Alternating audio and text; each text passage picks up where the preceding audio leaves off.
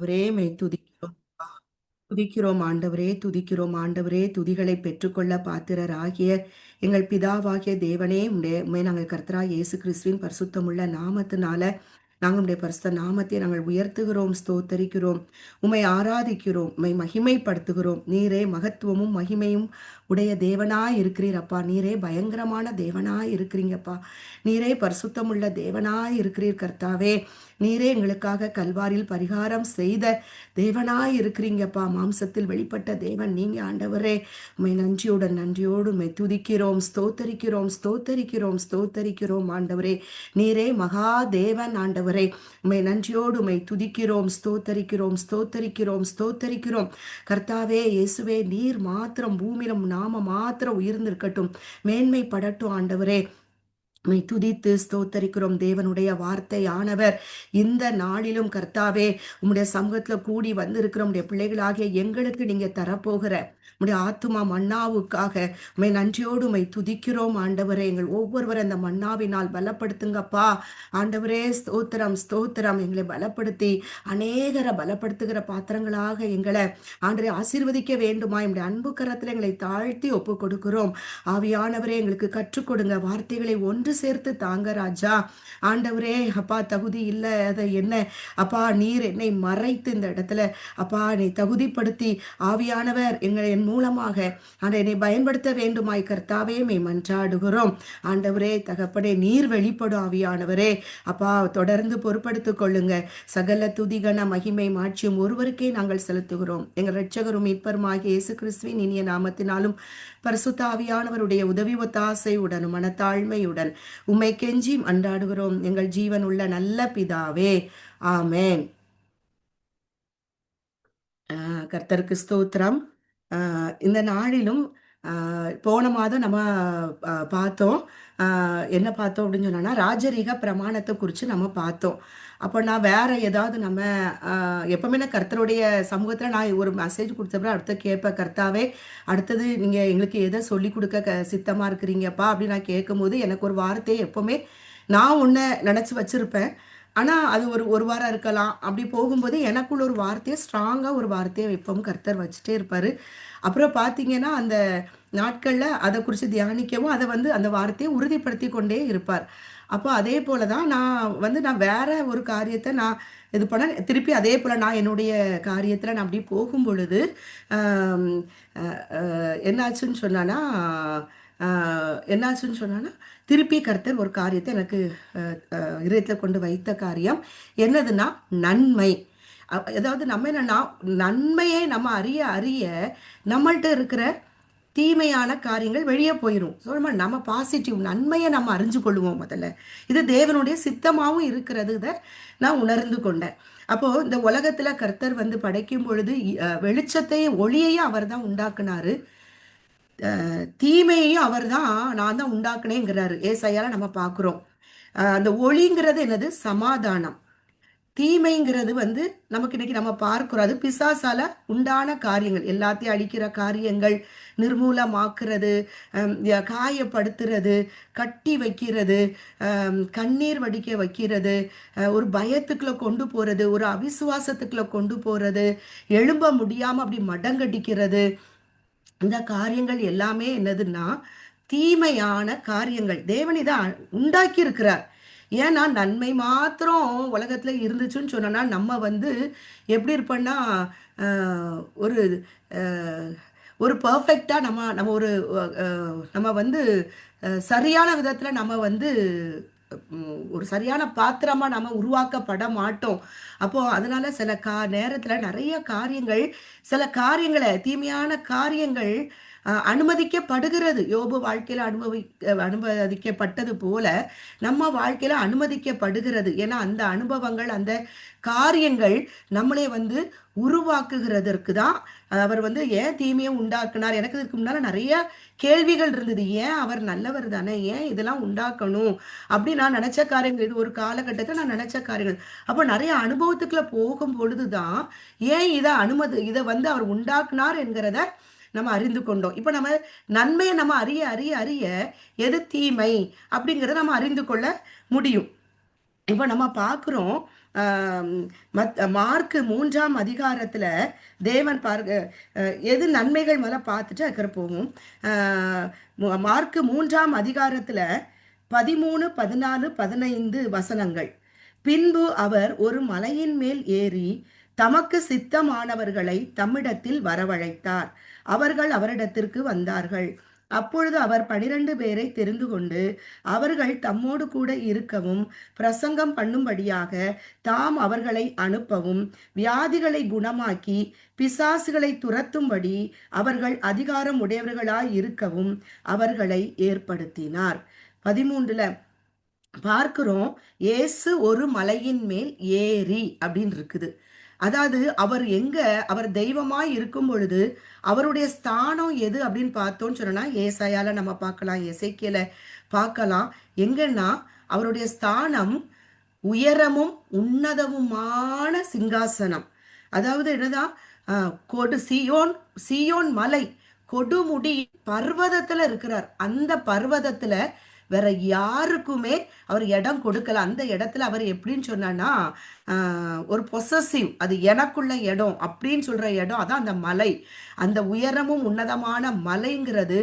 அவரை தவிர அங்க வேற யார் அந்த இடத்துல இருக்க அவரை அனுமதிக்கிறது இல்லை. அந்த மகிமை அவருக்கு தான்.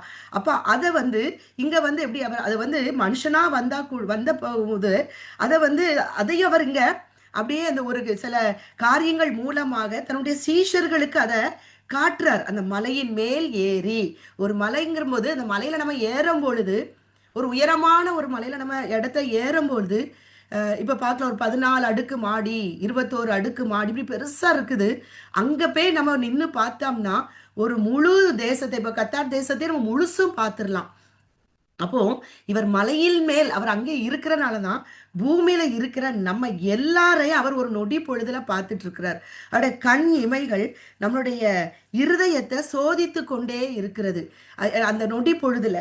அப்போ அதனால அவர் மலையின் மேல் ஏறி தமக்கு சித்தமானவர்களை தம்மிடத்தில் வரவழைத்தார். இன்னைக்கும் நம்ம எல்லாரையும் எங்கெங்கேயுமே நம்ம இருந்தோம், எதையுமோ பின்பற்றி கொண்டு இருந்தோம், எதையுமோ நம்ம நம்பிக்கொண்டு இருந்தோம். அப்போ அப்படிப்பட்ட நம்ம இருந்த நம்மளை அவருடைய காணியாட்சிக்கு தூரமா இருந்தோம். அவருடைய உடன்படிக்கைக்கும் அவருடைய வாக்கு தத்தங்களுக்கும் நம்ம அந்நியர்களாக இருந்தோம். தேவன் இல்லாதவர்களாக, தேவன் அற்றவர்களாக, நம்பிக்கை இல்லாத ஒரு மக்களாக நம்ம இருந்த நம்மளை எங்கேயோ இருந்தோம். அவரை நம்ம அறிந்து கொள்ளல, அவரை நம்ம தேடல. ஆனா அவரை நம்மளை தேடி அப்ப அவர் நம்மளை குறித்த அவருடைய பரலோக திட்டத்துல, அது உலக தோற்றத்திற்கு முன்னதாகவே அடிக்கப்பட்ட ஆட்டுக்குட்டியானுடைய ஜீவ புத்தகத்துல நம்ம பேர்களை அவர் அங்க எழுதினாலதான் அது அவருடைய சித்தம். நம்ம இதுக்கு எந்த அளவுக்கு தகுதிங்க தெரியாது. ஆனா அந்த சித்தம் நம்மளே அவர் தன்னிடத்துல என்ன செய்திருக்கிறாரு, வரவழைத்தார். அவர்கள் அவரிடத்திற்கு வந்தார்கள். தன்னுடைய சித்தமானவர்களுக்கு அவர் காலிங் கொடுக்கிறார். வரவழைக்கும் பொழுது அவர்கள் என்ன செய்யறாங்க, இப்ப நம்ம எல்லாரையும் வரவழைத்திருக்கிறார். நம்ம இன்னைக்கு எல்லாருமே அவர்கிட்ட தான் நம்ம நிக்கிறோம். அவர் சமூகத்துல அவரே பற்றி கொண்டு அவர் இருக்கிற இடத்துல தான் நம்ம என்ன செய்ய, நம்ம ஒரு குடும்பமாக அவரால் தெரிந்து கொள்ளப்பட்ட பிள்ளைகள், அவருடைய ரத்தத்தினால நம்ம தோன்றி இருக்கிற பண்ணினால் இது ஒரு குடும்பம். அவருடைய சபைங்கிறது ஒரு குடும்பம், ஒரு ஐக்கியம். அப்படி ஒரு ஐக்கியத்தை தந்து தேவன் தன்னிடத்துல அவர் என்ன செய்திருக்கிறாரு, நம்மளைய வரவழைத்திருக்கிறார். அது ஒரு பெரிய ஒரு பாக்கியம். ஏன் அவர் வரவழைத்தார் நம்மைய? அப்பொழுது அவர் 12 பேரை தெரிந்து கொண்டு அவர்கள் தம்மோடு இருக்கவும். ஏன் நம்மளே தெரிந்து கொண்டார்னா நம் அவரோடு இருக்கணும் அப்படிங்கிற ஒரு காரியத்துக்காக, தேவனோடு இருக்கணும். அது எவ்வளவு பெரிய பாக்கியம். இன்னைக்கு ஒரு தேசத்தின் ராஜா நம்மளைய கூப்பிட்டு, நீங்க எப்பவும் நீங்க என் கூட என் பக்கத்திலேயே சிங்காசனத்துல உட்கார்ந்துருங்க அப்படின்னு சொல்லிட்டு நம்மளை என்னைக்காவது அவங்க சொல்லுவாங்களா? நம்ம யாருன்னே அவங்களுக்கு தெரியாது. ஒரு சாதாரண மனுஷன் ஒரு கொஞ்சம் ஒரு பொசிஷன்ல இருந்தா கூட அவங்க நம்மளை என்ன பண்ண மாட்டாங்க, அவங்க நம்மளை அன்பு செய்ய மாட்டாங்க, நம்மளே மதிக்க கூட மாட்டாங்க. ஆனா இவர் வானத்தை பூமியையும் சமுத்திரத்தை நீரூற்றுகளை உண்டாக்கின தேவன், சர்வத்தை சிருஷ்டித்த தேவன், அவர் சொல்ல ஆகும் கட்டளையிட நிற்கும். அப்படி பார்த்தோன்னா அவர் வந்து நம்மளே வந்து அவர் நம்ம அவரோடு இருக்கிறதுக்காக நம்மளை தேர்ந்தெடுத்தாருங்கிறது அது எவ்வளோ ஒரு பாக்கியம். ஏன்னா அவர் கூட யாரும் இருக்கணும்னு அவசியமே இல்லை. ஏன்னா அவர் எல்லாமே அவருக்கு செய்ய முடியும். அவருக்கு வந்து யாருடைய உதவியும் அவருக்கு தேவையில்லாத பட்சத்துல அவர் என்ன பண்ணிருக்கிறாரு, நம்மளையே தெரிந்து கொண்டிருக்கிறார், நம்மளை அழைத்திருக்கிறாரு. எவரை அழைத்தாரோ அவர் என்ன செய்திருக்கிறாரு, வரவழைத்திருக்கிறார், தெரிந்து கொண்டிருக்கிறார். ஏன்னா நாம ரோமர் 8ல பார்க்கிறோம் இல்லையா, அவருடைய குமாரனின் சாயலுக்கு நாம் ஒப்பாய் இருக்கும்படியாக அவர் எவரை முன் குறித்தாரோ, நம்மளை முன் குறித்தனால தான் தேவன் நம்மளை என்ன பண்ணிருக்கிறாரு, அந்த சியோன் பர்வதத்துல இருந்து தன்னுடைய சித்தம் கொண்டு நம்மளை அவரிடத்துல வரவழைத்திருக்கிறார். நம்மளை என்ன நம்மளும் அவரிடத்துல வரும்படியாக வைத்திருக்கிறார், நம்மளை தெரிந்து கொண்டிருக்கிறார். ஏன் அப்படின்னு சொன்னா, நாம் அவரோடு கூட இருக்க முதல்ல அது எவ்வளோ ஒரு பெரிய பாக்கியம். ரெண்டாவது, பிரசங்கம் பண்ணும்படியாக நம்ம அவருடைய வார்த்தைகளை நமக்கு தந்து அதோட வெளிப்பாடுகளை நம்ம எல்லாருக்கும் கொடுக்கிறார். அவருடைய பிள்ளைகளுக்கு தந்து என்ன பண்றாரு, அத நம்ம மற்றவர்களுக்கு நாம் பெற்றுக்கொண்ட அந்த நன்மையான ஈவுகளை, அந்த வார்த்தை, தேவனுடைய வார்த்தைகளை பெற்றுக்கொண்டு நம்ம மற்றவர்களுக்கு அதை அறிவிக்கும்படியாகவும், வியாதிகளை குணமாக்கி பிசாசுகளை துரத்தும்படியாக. அவர் எப்படி இந்த உலகத்துல வாழ்ந்திருக்கும் பொழுது வியாதியோடு, நமக்கு தெரியும் ஒரு வியாதி அப்படின்னு சொல்லும் பொழுது அது எவ்வளோ ஒரு கண்ணீரின் பாதை, ஒரு நம்பிக்கை இல்லாத ஒரு ஒரு ஒரு மரண இருளா இருக்கும் அந்த இடம். நம்மளால ஒரு நம்பிக்கை இல்லாத ஒரு சூழ்நிலையில நம்ம நடத்தப்பட்டு கொண்டிருப்போம். அப்போ அந்த சூழ்நிலையில நம்மளைய விடுவிக்கும்படியாக அவருடைய வார்த்தையாகிய கோலையும் தடியையும் நமக்கு தந்து நம்மை கை தூக்கி விடும்படியாக தேவன் என்ன செய்யறாரு, அவர் அப்படி நடந்தது போல அவர் நன்மை செய்யறவராகவே சுற்றி திரிந்தார். அவர் நம்ம வேதத்துல நம்ம பார்க்கிறோம், அவர் அப்படிதான் இருந்தாரு, அவர் நன்மைதான் செய்தார். அப்போ அவர் எப்படி வாழ்ந்தாரோ அப்படியே நம்மளும் வாழும்படியாக சிலவங்க ஒரு கண்ணீரின் பாதையில போவாங்க, நம்பிக்கையற்ற ஒரு சூழ்நிலையில போவாங்க, ஒரு அவிசுவாசத்துக்குள்ள போவாங்க. அடுத்தது நம்ம என்ன செய்வோங்கிற நிலை இல்லாம அப்படி ஒரு சூழ்நிலையில அவங்க போகக்கூடிய காரியங்களாக இருக்கலாம். அப்படிப்பட்ட நம்ம ஒவ்வொருத்தர் வாழ்க்கையில அப்படி நம்மளைய அந்த சூழ்நிலையில நம்ம போயிருக்கும் பொழுதுதான் மனிதர்கள் வந்து நம்ம அப்படி ஒரு சூழ்நிலையில போகும் பொழுது உலகம் எப்படின்னா நம்மளைய கண்டுகொள்ளாம போயிரும். ஆனா தேவன் அப்படி கிடையாது. அவர் நம்மளை என்ன செய்யறாரு, நம்மளை அந்த சூழ்நிலையில தான் நம்மளை தெரிந்து கொண்டார், அந்த இடத்துலதான் நம்மளை தெரிந்து கொண்டார். தெரிந்து பிசாசுகளை துரத்தும்படி அவர்களுக்கு அதிகாரம் கொடுக்கிறார். அப்போ நம்ம அநேகருடைய வியாதிகளை குணமாக்க, அப்போ நம்ம இந்த முட்டுக்கால் போட்டு ஜெபிக்கிற காரியங்கள், அந்த ஒரு நபருக்காக நம்ம கண்ணீர் வடிக்கும் பொழுது அந்த அந்த நபர் பாதிக்கப்பட்ட அந்த நபர்களுக்கு தேவன் என்ன பண்றார், இரக்கம் செய்கிறார். அது நல்ல ஒரு அந்த வியாதி வந்து சொஸ்தமாக்கப்படுகிறது, அவங்க ஆத்துமா குணமாக்கப்படுகிறது. அப்ப அப்படிப்பட்ட நன்மை செய்த இயேசு கிறிஸ்து எப்படி அவர் இந்த நன்மை செய்கிறவராக இந்த உலகத்துல வந்தாரோ, அப்போ நம்மளும் இதே போல நன்மை செய்யும்படியாக இயேசு கிறிஸ்துவோடு 2 கொரிந்தியர் 1ஆம் அதிகாரத்தில் இருக்கு இல்லையா, இயேசு கிறிஸ்துவை ஸ்திரப்படுத்தி அவரோடு கூட நம்மையும் அவர் என்ன செய்திருக்கிறாராம், அபிஷேகம் பண்ணி இருக்கிறார். அப்போ இன்னைக்கு நம்ம பார்ப்போம், அப்போ எதற்காக நம்ம என்ன நன்மைகள் செய்வதற்கு தேவன் நம்மை அழைத்திருக்கிறார் அப்படின்னு பார்க்கும் பொழுது, ஏசாயா 61ஆம் அதிகாரத்துக்கு நம்ம வரும் பொழுது அதுல என்ன இருக்குது, கர்த்தராகிய தேவனுடைய ஆவியானவர் என்மேல் இருக்கிறார், சிறுமைப்பட்டவர்களுக்கு சுவிசேஷத்தை அறிவிக்க கர்த்தர் என்னை அபிஷேகம் பண்ணினார். இப்போ இந்த வார்த்தை இயேசு கிறிஸ்துவை குறித்த தீர்க்க தரிசனமான ஒரு வார்த்தை ஏசாயா மூலம் வெளிப்படுத்தப்பட்டிருக்கிறது. 2 கொரிந்தியர் 1ஆம் அதிகாரத்துல என்ன சொல்லப்படுகிறது, இயேசு கிறிஸ்துவை ஸ்திரப்படுத்தி அவரோடு கூட நம்மையும் அபிஷேகம் பண்ணியிருக்கிறார். கர்த்தராகிய தேவன் நம்மையும் அவர் அபிஷேகம் பண்ணியிருக்கிறார். ஏன் நம்மை அவர் அபிஷேகம் பண்ணி இருக்கிறார் அப்படின்னு நம்ம பார்த்தோம் அப்படின்னு சொன்னா, சிறுமைப்பட்டவர்களுக்கு சுவிசேஷத்தை அறிவிக்க. இயேசு கிறிஸ்து இந்த உலகத்திற்கு வந்ததன் நோக்கம் என்னதுன்னா, கீழ்ப்படியாமையினால் ஆதி பெற்றோர் தன் மேன்மையை இழந்து அவங்க பாவத்துக்கு அடிமையான பொழுது சிறுமைப்படுத்தப்பட்டாங்க. நம்மளும் நிறைய காரியத்துல நம்மளுடைய சில காரியங்கள் நம்ம வந்து நம்ம நம்ம பண்ற காரியங்கள், சில காரியங்கள் மாம்சத்துக்குனால செய்யற சில காரியங்கள், மாம்சத்துக்கு, சுய மகிமைக்கு, சுய நீதிக்கு மனிதர்கள் நம்ம சில நேரத்துல நம்ம பண்ணும்போது அந்த இடத்துல நம்ம சிறுமைப்படுகிறோம்.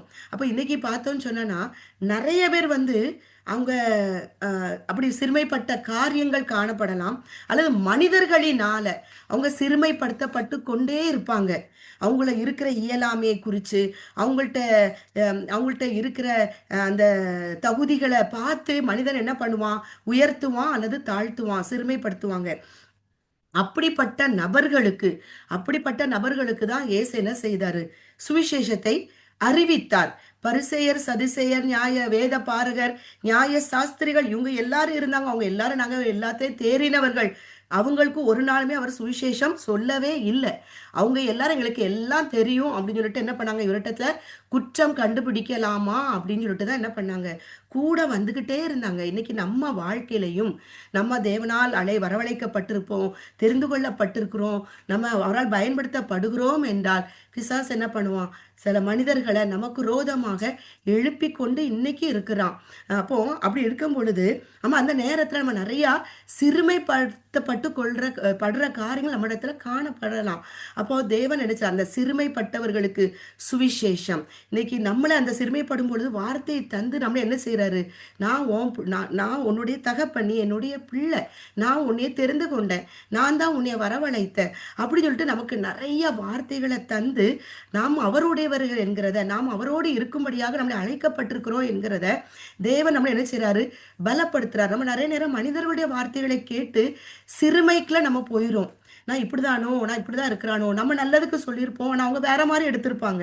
அப்போ ஐயோ நம்மளையே குற்றப்படுத்துற காரியமா போயிடும். ஐயோ நம்ம நல்லத்தனம் நம்ம எப்படி சொன்னோங்கிறது, என்ன நோக்கத்துல சொன்னோம், எதுக்காக சொன்னோம், அவங்க நன்மைக்காக சொல்லியிருப்பான், அதை அவங்க அதை ஏற்றுக்கொள்ளாம வேற மாதிரி நம்மளே எடுத்துக்கொள்ளும் போது நமக்கு எப்படி கில்ட்டியா நம்ம அவங்கள வேதனைப்படுத்திட்டோமோ, அவங்கள தப்பா அப்படி பேசிட்டோமோ, நம்ம அப்படி பேசியிருக்க மாட்டோம், நினைக்க மாட்டோம், ஆனா அப்படி நடத்தப்படுவோம்.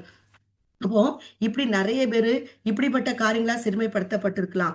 அவங்களுக்கு சுவிசேஷத்தை அறிவிக்க தான் இயேசு கிறிஸ்து அவர் வாழ்ந்த காலத்துல அப்படிதான் நடந்தது. அப்போ நம்மளையும் அவர் அதுக்காக தான் தெரிந்தெடுத்தார். இது ஒரு நன்மையான காரியம்.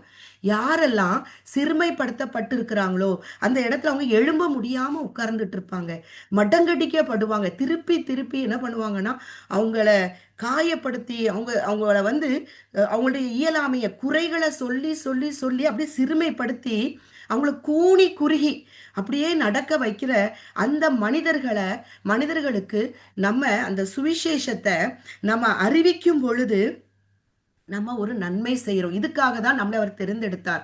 நம்மளை அவர் இயேசு கிறிஸ்துவோடு பிதாவாகிய தேவன் நம்மளை அபிஷேகம் பண்ணினது எதுக்குன்னா சிறுமைப்பட்டவர்களுக்கு நம்ம சுவிசேஷத்தை அறிவிக்க. அடுத்தது பார்த்தீங்கன்னா இருதயம் நொறுங்குண்டவர்களுக்கு காயம் கட்டுதல். நம்ம சரீரத்துல நம்ம காயம், ஒரு கத்தி வெட்டிட்டு அப்படின்னு சொன்னா அது கண்டிப்பா அது என்ன செய்யுது, நம்ம மருந்து போடும்போது அதுல இருக்கிற செல்கள்லாம் என்ன செய்யுது, நல்லா சரியாகி புது செல்கள் வந்து நமக்கு அந்த காயங்கள், அந்த தோல்லாம் மூடிடுது. ஆனா நம்ம இருதயத்துல நொறுக்கப்பட்டிருக்கிற காரியங்கள் எல்லாருக்கும் உண்டு. அவரால் தெரிந்து கொள்ளப்பட்ட பிள்ளைகள் நான் பார்த்த அளவுக்குள்ள நிறைய எங்கேனாலும் நம்ம நிறைய சாட்சிகளை கேட்குறோம், நிறைய பேருடைய ஊழியக்காரர்களுடைய காரியங்களை நம்ம கேட்குறோம், நிறைய நம்ம இதுல இணைப்புல இருக்கிறவங்களா இருக்கலாம், அல்லது நம்ம தெரிஞ்ச சபையில இருக்கிற எல்லாருமே யாரு அவரால் தெரிந்து கொள்ளப்பட்டிருக்கிறாங்க அப்படின்னா கண்டிப்பா இதுல இருக்கிற எல்லாருமே இருதயத்துல நொறுக்கப்படாம நம்ம இந்த இடத்துல உட்காரல, கண்டிப்பா நொறுக்கப்பட்ட ஒரு சூழ்நிலை நம்ம இருந்திருக்கோம். அப்ப நம்முடைய இருதயம் நொறுங்கும் பொழுது தேவன் என்ன பண்றாரு, அவருடைய வார்த்தையை தந்து, அந்த வார்த்தை நம்ம நொறுங்கி போய் இருக்கும் பொழுது அவர் என்ன சமயத்துக்கு ஏற்ற வார்த்தையை நமக்கு தந்து நம்மளை அவர் என்ன செய்யறாரு, அந்த காயத்தை கட்டுகிறார். தாய் போல தேற்றி, தகப்பனை போல அந்த நேரத்துல நம்ம சுமந்து கொண்டு, நல்ல நண்பனை போல, சிநேகிதனை போல நம்மளை தன்னைய நமக்கு வெளிப்படுத்தி அந்த நேரத்துல அந்த இருதய காயங்களை அவர் என்ன செய்ய, நொறுங்குண்டு இருக்கிற அந்த இருதயத்தை அவர் என்ன செய்யறாரு, காயத்தை கட்டுறார். அதே நேரத்துல நம்ம அவருடைய இருதயத்தை காயப்படுத்தப்படும் பொழுதும் அதை நமக்கு உணர்த்துகிறார். அவருடைய சிலுவை அன்பை நமக்கு காட்டி, நான் உனக்காக இவ்வளவு அன்பு காட்டினனே, அப்போ நீ எனக்கு இப்படி செய்யலாமா, இப்படி பண்ணலாமா அப்படின்னு சொல்லி நம்ம அவர் அந்த நேரத்துல நம்ம அவருடைய சமூகத்துல நம்ம மனம் இருதயம் நொறுக்கப்பட்டு, ஆண்டு கர்த்தாவே நான் இந்த இடத்துல இப்படி நான் நடந்து கொண்ட ஆண்டவரே என்னை மன்னிச்சிருங்கப்பா, இப்படி பேசிட்ட ஆண்டவரே என்னை மன்னிச்சிருங்கப்பா, அந்த நொறுக்குதல் அவருடைய அன்பின் காரியமாக நம்ம அந்த இடத்துல நம்முடைய இருதயம் நொறுக்கப்படுது இல்லையா, இந்த நொறுக்கத்தை அவர் நம்மள்ட்ட ரொம்ப விரும்புகிறார். அப்போ இது ஒரு நொறுக்கம் இருக்கு. அது வந்து தேவன் நம்மள்ட்ட எதிர்பார்க்கிற நொறுக்குதல் என்னதுன்னா, அந்த நொறுக்கம் நம்மளை வந்து மனம் திரும்புதலுக்கு ஏதுவாக, நம்ம மீண்டும் அவருடைய செம்மையான வழியில நடக்கிறதுக்கு ஏதுவான அந்த மனம் திரும்புதலுக்கு அந்த அந்த அவருடைய அவர் நம்மளுடைய இருதயத்தை நொறுங்கின இருதயத்தை அவர் எதிர்பார்க்கிறது, அப்படி எதிர்பார்க்கிறார். ஆனா மனுஷன் நம்மளை நொறுக்கிறது வந்து நம்ம வந்து அந்த இடத்தை விட்டு எழும்ப முடியாம இருக்கக்கூடிய ஒரு நொறுங்குதல் வார்த்தையினால நம்மள என்ன பண்ணுவாங்க, நொறுக்குவாங்க. அப்படி இருக்கும் பொழுது நம்ம அந்த அந்த காயம் ஏற்படுது. அந்த காயத்தை யாராலையும் சரிப்படுத்தவே முடியாது. எந்த உலக மருத்துவர்கிட்ட போய் நம்ம மருந்து கொடுப்பாங்க. என்ன மருந்து கொடுப்பாங்க, ஸ்லீப்பிங் டோஸ் கொடுப்பாங்க. நம்ம ஸ்லீப்பிங் டோஸை வாங்கி போட்டு போட்டு தூங்கிட்டே தான் இருக்கணும். தூங்கும் போது ஒன்றும் தெரியாது, எழும்பும் போது என்ன பண்ணும், திருப்பி அந்த காயம் தலை தூக்கி வந்து நிற்கும். அப்போ இந்த இருதயம் நொறுக்கத்திற்கு இயேசுவின் வார்த்தை, அவருடைய வார்த்தை தான் நமக்கு எப்படி இருக்குது, அவிழ்தமா இருக்கிறது, ஔஷதமா இருக்கிறது. அப்ப இந்த வார்த்தையை தான், அந்த ஆத்துமாவை உயிர்ப்பிக்கிற, நம்முடைய எலும்புகளை புஷ்டி ஆக்குகிற அந்த வார்த்தைகளை நம்ம என்ன செய்யணும், மற்றவர்களுக்கு இதே மாதிரி என்னுடைய நொறுக்கத்துல தேவன் அவர் எனக்கு ஆறுதல் செய்தது போல. அதனாலதான் நம்ம பார்க்கிறோம், 2 கொரிந்தியர் நினைக்கிறேன் 1ஆம் அதிகாரத்துல வரும் நினைக்கிறேன். அதாவது என்னதுன்னா, நம்ம நம்ம வந்து உபத்திரப்படுகிறவர்களுக்கு ஆறுதல் செய்யும்படியாக நம்மளுடைய உபத்திரவத்துல அவரே நமக்கு ஆறுதலா இருக்கிறாராம்.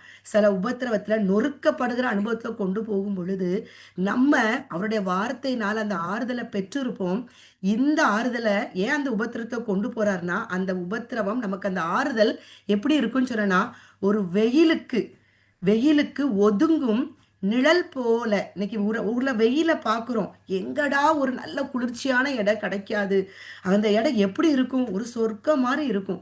அப்படிதான் இந்த காரியங்கள். அப்போ நம்ம அந்த இடத்துல நமக்கு எப்படி அந்த வார்த்தைகள் என்னைய ஒரு இந்த விடாய்த்து போயிருந்த ஆத்துமாவுக்கு அந்த வார்த்தைகள் எனக்கு எப்படி அது என் ஆத்துமாவை புஷ்டி ஆக்குச்சு, என் ஆத்துமாவை பலப்படுத்துது, என் ஆத்துமாவை உயிர்ப்பித்துது. இந்த வார்த்தையினாலதான் நான் அந்த இடத்தை விட்டு நான் எழும்ப முடிஞ்சுது.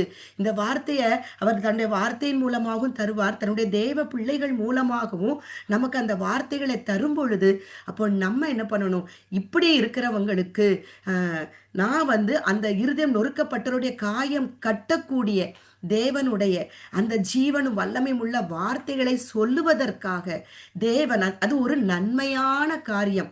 அந்த வார்த்தைகள், அந்த நன்மையான வார்த்தைகள், உயிர்ப்பிக்கிற வார்த்தைகள், அவரால் எல்லாம் கூடும், தேவனால் கூடாத காரியங்கள் ஒன்றுமே இல்லை. அப்போ அந்த சூழ்நிலை நம்ம நடத்தப்படும் பொழுது நம்ம உயிர் பெற்ற அந்த வார்த்தைகளை நம்ம அந்த பாதையில போறவங்களுக்கு சொல்லும்படியாக நம்மளை என்ன பண்ணியிருக்கிறாரோ அந்த நன்மையான காரியங்களை சொல்லும்படியாக தேவன் நம்மளைய அபிஷேகம் பண்ணியிருக்கிறார். இன்னைக்கு நம்ம இதில் இருக்கிற எல்லாருமே என்ன பண்ணியிருக்கோம், நம்மளை தேவன் இந்த ஒவ்வொரு காரியத்தையும் பயன்படுத்தி கொண்டுதான் இருக்கிறார். அதுக்காக நம்ம கர்த்தரை நாம் ஸ்தோத்தரிப்போம். அடுத்தது பார்த்தீங்கன்னு சொன்னா, சிறைப்பட்டவர்களுக்கு விடுதலை. யாரு சிறையில இருப்பாங்க, குற்றம் செய்தவர்கள், கொலை செய்தவர்கள், விபச்சாரம் செய்தவர்கள், வேசித்தனம் செய்தவர்கள், திருடினவர்கள், இப்படி காரியங்கள், அதாவது பெரிய குற்றங்கள் செய்தவர்கள் இன்னைக்கு சிறையில இருக்கிறாங்க. அந்த சிறையை விட்டு அவங்க வெளியே வரவே முடியாது.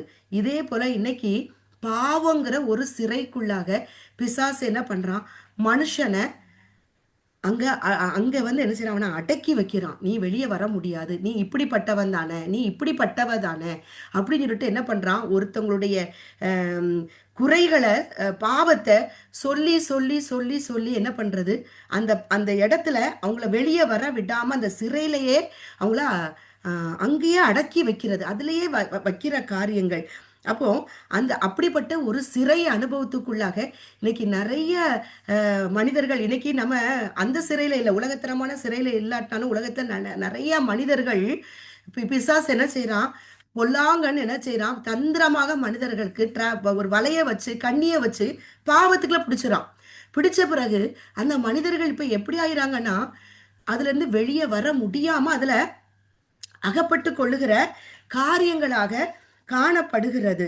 அப்போ சிறைப்பட்டவர்கள், அப்போ அப்படிப்பட்டவர்களுக்கு நம்மளும் நம்மளும் நம்ம வாழ்க்கையில சில காரியங்கள்ல சில பாவத்துல நம்ம இருந்த அவருக்கு விரோதமான பாவ காரியங்கள் பாவத்துல இருக்கும் பொழுது நம்மளே அதுல இருந்து அவர் என்ன செய்திருக்கிறாரு, இந்த சிறையிலிருந்து நம்மளை விடுவித்த தேவன். அப்போ அதே போல நம்மளும் இன்னைக்கு நம்மளே அவர் வந்து அருவருத்தாருன்னு சொன்னா இன்னைக்கு நம்ம அவர் சமூகத்துல கிடையாது. நம்ம இன்னைக்கு அவர் தெரிந்து கொள்ளப்பட்டவள் என்று சொல்லக்கூடிய இடத்துல நம்ம கிடையாது. அவரோடு இருக்கும்படி நம்மளை அழைத்திருக்கிறார் என்ற காரியம் கிடையாது. அப்போ இன்னைக்கு நம்மளும் இப்படிப்பட்ட நன்மைகளை செய்யும்படியாக, இன்னைக்கு சிலவங்க அவங்களுடைய இயலாமையில ஒரு பாவத்துல விழுந்திருந்திருக்கலாம். அவங்க குடும்பத்தின் சூழ்நிலைகளினால ஒரு பாவத்துல எழும்ப முடியாம அந்த சிறைங்கிற சூழல அகப்பட்டு கிடக்கலாம். அப்போ அப்படிப்பட்டவர்களை நம்ம என்ன செய்யணும், அருவருக்காத படிக்கு, நான் பெரிய நான் யாரு தெரியுமா, நான் அப்படிலாம் இல்லாம நான் அவங்களுக்கு அது அந்த அபிஷேகம் நமக்குள்ள இருக்கும் பொழுதுதான் அப்போ நம்ம என்ன பண்ணணும், அவர்களிடத்துல நம்ம அன்பை, ஏன்னா அவங்களுக்கு அன்பில்லாத சூழ்நிலையில தான் நிறைய பேர் வழி விலகி போகிற காரியங்கள் காணப்படுகிறது. இது உண்மை. இந்த உலகத்துல அன்புங்கிற ஒண்ணு வந்துச்சுன்னா அந்த உலகம் அந்த அன்புங்கிற அந்த காரியம் இயேசு ஒருவர் தான் அந்த அன்பு. அந்த அன்புங்கிற அந்த அவரை ஏற்றுக்கொண்டாங்க இந்த உலகிக்கு எவ்வளவோ ஒரு ஆசீர்வாதமாக மாறிடும். ஆனா இன்னைக்கு அந்த அன்பை நம்ம ஒருத்தவங்களுக்கு கொடுக்கும் பொழுது, அவங்க அந்த அந்த சிறையில இருந்து நம்ம அன்பை கொடுக்கும் பொழுது அவங்க அந்த சிறையிலிருந்து வெளியே வந்துருவாங்க. கவலைப்படாதீங்க. யாரும் உங்களை என்ன சொல்லட்டும், இயேசு உங்களை என்ன சொல்றாரு பாருங்க. உங்களை அவர் நேசிக்கிறார். உங்களை அவர் வந்து தப்பா பார்க்கவே இல்லை. இன்னைக்கு நம்ம பார்க்கிறோம், அந்த விபச்சார பெண்ணை எல்லாரும் குற்றப்படுத்தி கொண்டு அங்க விட்டாங்க. எல்லாரும் விட்டாங்க. ஆனா குற்றப்படுத்தாத ஒருத்தர், அவருக்கு தான் அந்த தகுதி அந்த இடத்துல அங்க இருந்தது. ஆனா அந்த நிறைவானவர் என்ன பண்ணாரு, அந்த அந்த மகளை ஒரு வார்த்தை கூட சொல்லல. ஒரே வார்த்தை, சமாதானத்தோட போ, இனிமே நீ பாவம் செய்து. எவ்வளவு பெரிய அன்பான வார்த்தை, எவ்வளவு ஒரு வார்த்தை. இந்த ஒரு வார்த்தையிலேயே அதுல அவருடைய முழு அன்பு அங்க அடங்கி போயிட்டு. இதே போலதான், அதே போல சமாரியா பெண், அவளுக்கு அன்னைக்கு அவளை மீட் பண்றதுக்காகவே அவர் சமாரியா வழியா நடந்து போகிறார். இப்படி அப்போ அந்த அந்த பெண் பாருங்க, அந்த பெண் அன்னைக்கு ஒரு பெரிய சுவிசேஷியாவே மாறிட்டா. சமாரியா மக்கள் இயேசுவை ஏற்றுக்கொள்வதற்கு ஒரு பெரிய சுவிசேஷ ஒரு அனுபவத்துக்குள்ள அந்த பெண், அவர் வந்து சமாரியா பெண்ணை, இவருக்கு நிறைய புருஷன் இருக்கான் அப்படின்னு பார்த்து, சீ நான் எவ்வளோ ஒரு பரிசுத்தர் தெரியுமா அப்படி நினைச்சாரா? இல்லை. அப்போ அவளை வந்து அன்னைக்கு அவ்வளோ அன்பு செய்கிறார். அவளுடைய தவற அன்பா சுட்டி காட்டி அவளுக்கு அதை உணர்த்தி, நீ என்கிட்ட வந்தானா நான் உனக்கு ஜீவ தண்ணீர் உள்ள இந்த வார்த்தையை தருவேன். நீ உன்கிட்ட இருக்க அந்த பாவத்தைலாம் நீ என்ன செய்யலாம், கழுவலாம், சுத்திகரிக்கலாம், நீ பரிசுத்தமாயிலாம், நீ வந்து குற்றப்படுத்தப்பட மாட்ட, நீயும் உன்னை நீ குற்றப்படுத்திக்கிற மாட்ட, நீ நல்ல ஒரு ஒரு ஸ்திரீயா நீ என்ன செய்வ இருப்ப அப்படின்னு அவளுக்கு அந்த பலனை கொடுத்ததுனால அந்த மகள் என்ன செய்யறா, சமாரியாக்குள்ள போய் அன்றைக்கு அந்த பெண் நிமித்தமாக, அந்த வசனத்தை நம்ம பார்க்கிறோம் யோவான் 4ல, அந்த பெண் நிமித்தமாக சமாரியாவில் அநேகர் இயேசுவை ஏற்றுக்கொண்டாங்க, விசுவாசித்தார்கள். விசுவாசித்தா கண்டிப்பாக ஒரு ரட்சிப்பு நடந்திருக்குது. அப்போ இந்த அனுபவத்துல நம்மளும் ஒரு பாவத்துல அவங்க இருக்கிறாங்க தெரியுதா, அவங்கள்ட்ட அன்பா பேசி நம்ம என்ன பண்ணணும், அவங்கள அந்த இடத்த விட்டு அவங்க நம்ம அந்த சிறையில இருந்து வெளியே எடுக்கிறதுக்கு தேவனுடைய வார்த்தைகளை, அவருடைய அன்பான வார்த்தைகளை சொல்லி அதுல இருந்து நம்மளை எடுக்கக்கூடியவர்களாக நாம இருக்கும்படியாக, இது ஒரு நன்மையான காரியம். இதெல்லாம் ஒரு ஆவிக்குரிய நன்மைகள். இப்படிப்பட்ட நன்மைகளை செய்யும்படியாக தேவன் நம்மளையும் அவர் என்ன செய்திருக்கிறாரு, சீஷரை தெரிந்தெடுத்த தேவன் நம்மளையும் தெரிந்தெடுத்திருக்கிறார். அடுத்தது நீங்க பாத்தீங்கன்னா, கட்டுண்டவர்களுக்கு கட்டவிழ்தலை கூறவும். கட்டுண்டவர்கள், கட்டுறதுல ஒரு கயிறை வச்சு நம்மளை இறுக்கமா கட்டிட்டாங்க. நமக்கு முன்னால ஒரு நல்ல ஒரு என்ன செய்யலாம், ஒரு சாப்பாடு ரொம்ப பிடிச்ச ஒரு நல்ல ஒரு பிரியாணி ஏதோ வச்சுக்கிறோங்களேன், ஏதோ ஒரு நல்ல ஒரு சாப்பாடு இருக்குது. ஆனா நம்மளே என்ன பண்ணிருக்காங்க, ஃபுல்லா கையை காலை இறுக்கமா கட்டிட்டாங்க. இருக்குது. ஆனா நம்மளால அத அந்த அந்த அந்த அதை வந்து நம்மளால சாப்பிட முடியுமா? முடியாது. ஏன்னு சொன்னா கை இருக்கு, கால் இருக்கு, நடக்கிறதுக்கு கால் இருக்கு, சாப்பிட்றதுக்கு கை இருக்குது, எல்லாமே இருக்கு, வாய் இருக்கு, எடுத்து வாயில கொண்டு போறதுக்கு வாய் எல்லாமே இருக்கு, கை இருக்கு. ஆனா நம்மளால அந்த காரியத்தை அனுபவிக்க முடியாது. இதே போல இன்னைக்கு அவருடைய ஆத்தும போஜனம் இன்னைக்கு இருக்குது. ஆனா நம்மளும் ஒரு காலத்துல நம்ம எப்படி இருந்தோம்னு சொன்னோம்னா, அந்த உலகத்தின் மனிதர்கள், உலக காரியங்கள் எதெல்லாம் நமக்கு ரொம்ப ஃப்ளெக்சிபிளா இருந்ததோ அத நம்ம என்ன பண்ணணும், அதிலேயே முழுட்டு சரி நம்ம சர்ச்சுக்கு போறோம், வர்றோம். இப்படி இருப்போம், அப்படி இருப்போம். அப்படி இருந்த காரியங்கள் உலகத்தரமான இருந்த காரியங்கள். அப்போ நம்ம அப்படி கட்டப்பட்டு இருந்தோம். நமக்கு முன்னால வார்த்தை இருந்தது தான். ஆனா அத நம்ம எடுத்து புசிக்கவோ, நடந்து போய் அத எடுக்கவோ, நடந்து போகவோ, அவர் பக்கத்துல நடந்து நெருங்கி போகவோ, அத எடுத்து நம்ம ருசிக்கவோ நமக்கு என்ன இல்ல, கட்டப்பட்டு இருந்தோம். ஏன்னா உலகம் நம்மள கட்டி வச்சிருந்தது. இன்னைக்கு இதே அனுபவத்துல இன்னைக்கு ம் இன்னைக்கு நிறைய காரியங்கள நம்ம பார்க்கிறோம்.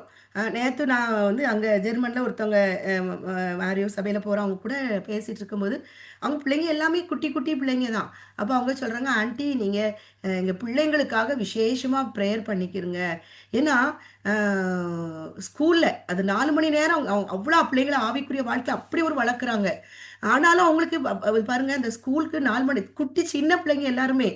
ஆனா, அப்ப எவ்வளோ ஒரு பயமான காரியம் பாருங்க. ஸ்கூல்ல வந்து பிள்ளைங்களுக்கு எந்த போதிக்கிற காரியங்கள் என்னன்னு தெரியல. அப்ப அவங்க எப்படி அந்த நாட்டுடைய கல்ச்சர். அப்ப அவங்க என்கிட்ட சொல்றாங்க, இத ஜெபிச்சுக்கோங்க ஆன்ட்டி. எங்க பிள்ளைங்களுக்காக நீங்க ஜெபிங்க."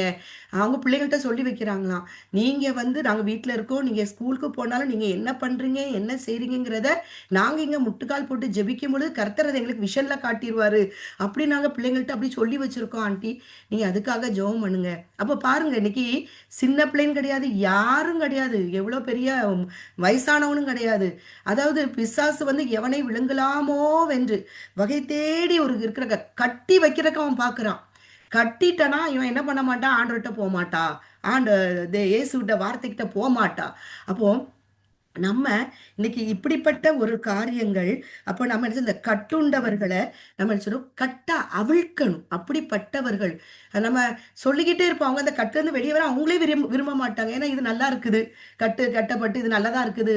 இது நாங்க அவங்களுக்கு அது ரொம்ப நம்ம நம்ம நம்ம நெறைய பார்க்குறோம். குடும்பங்கள் நம்ம சொல்றோம். எல்லாம் அவங்களுக்கு அதுலேருந்து வெளிய வர இஷ்டம் இல்ல. அவங்களுக்கு ஃப்ளெக்சிபிளா இருக்கவங்க கூட அவங்க என்ன பண்ணுவாங்க, ஒரு குரூப் போட்டுக்குருவாங்க. அப்படிலாம் இருக்குது.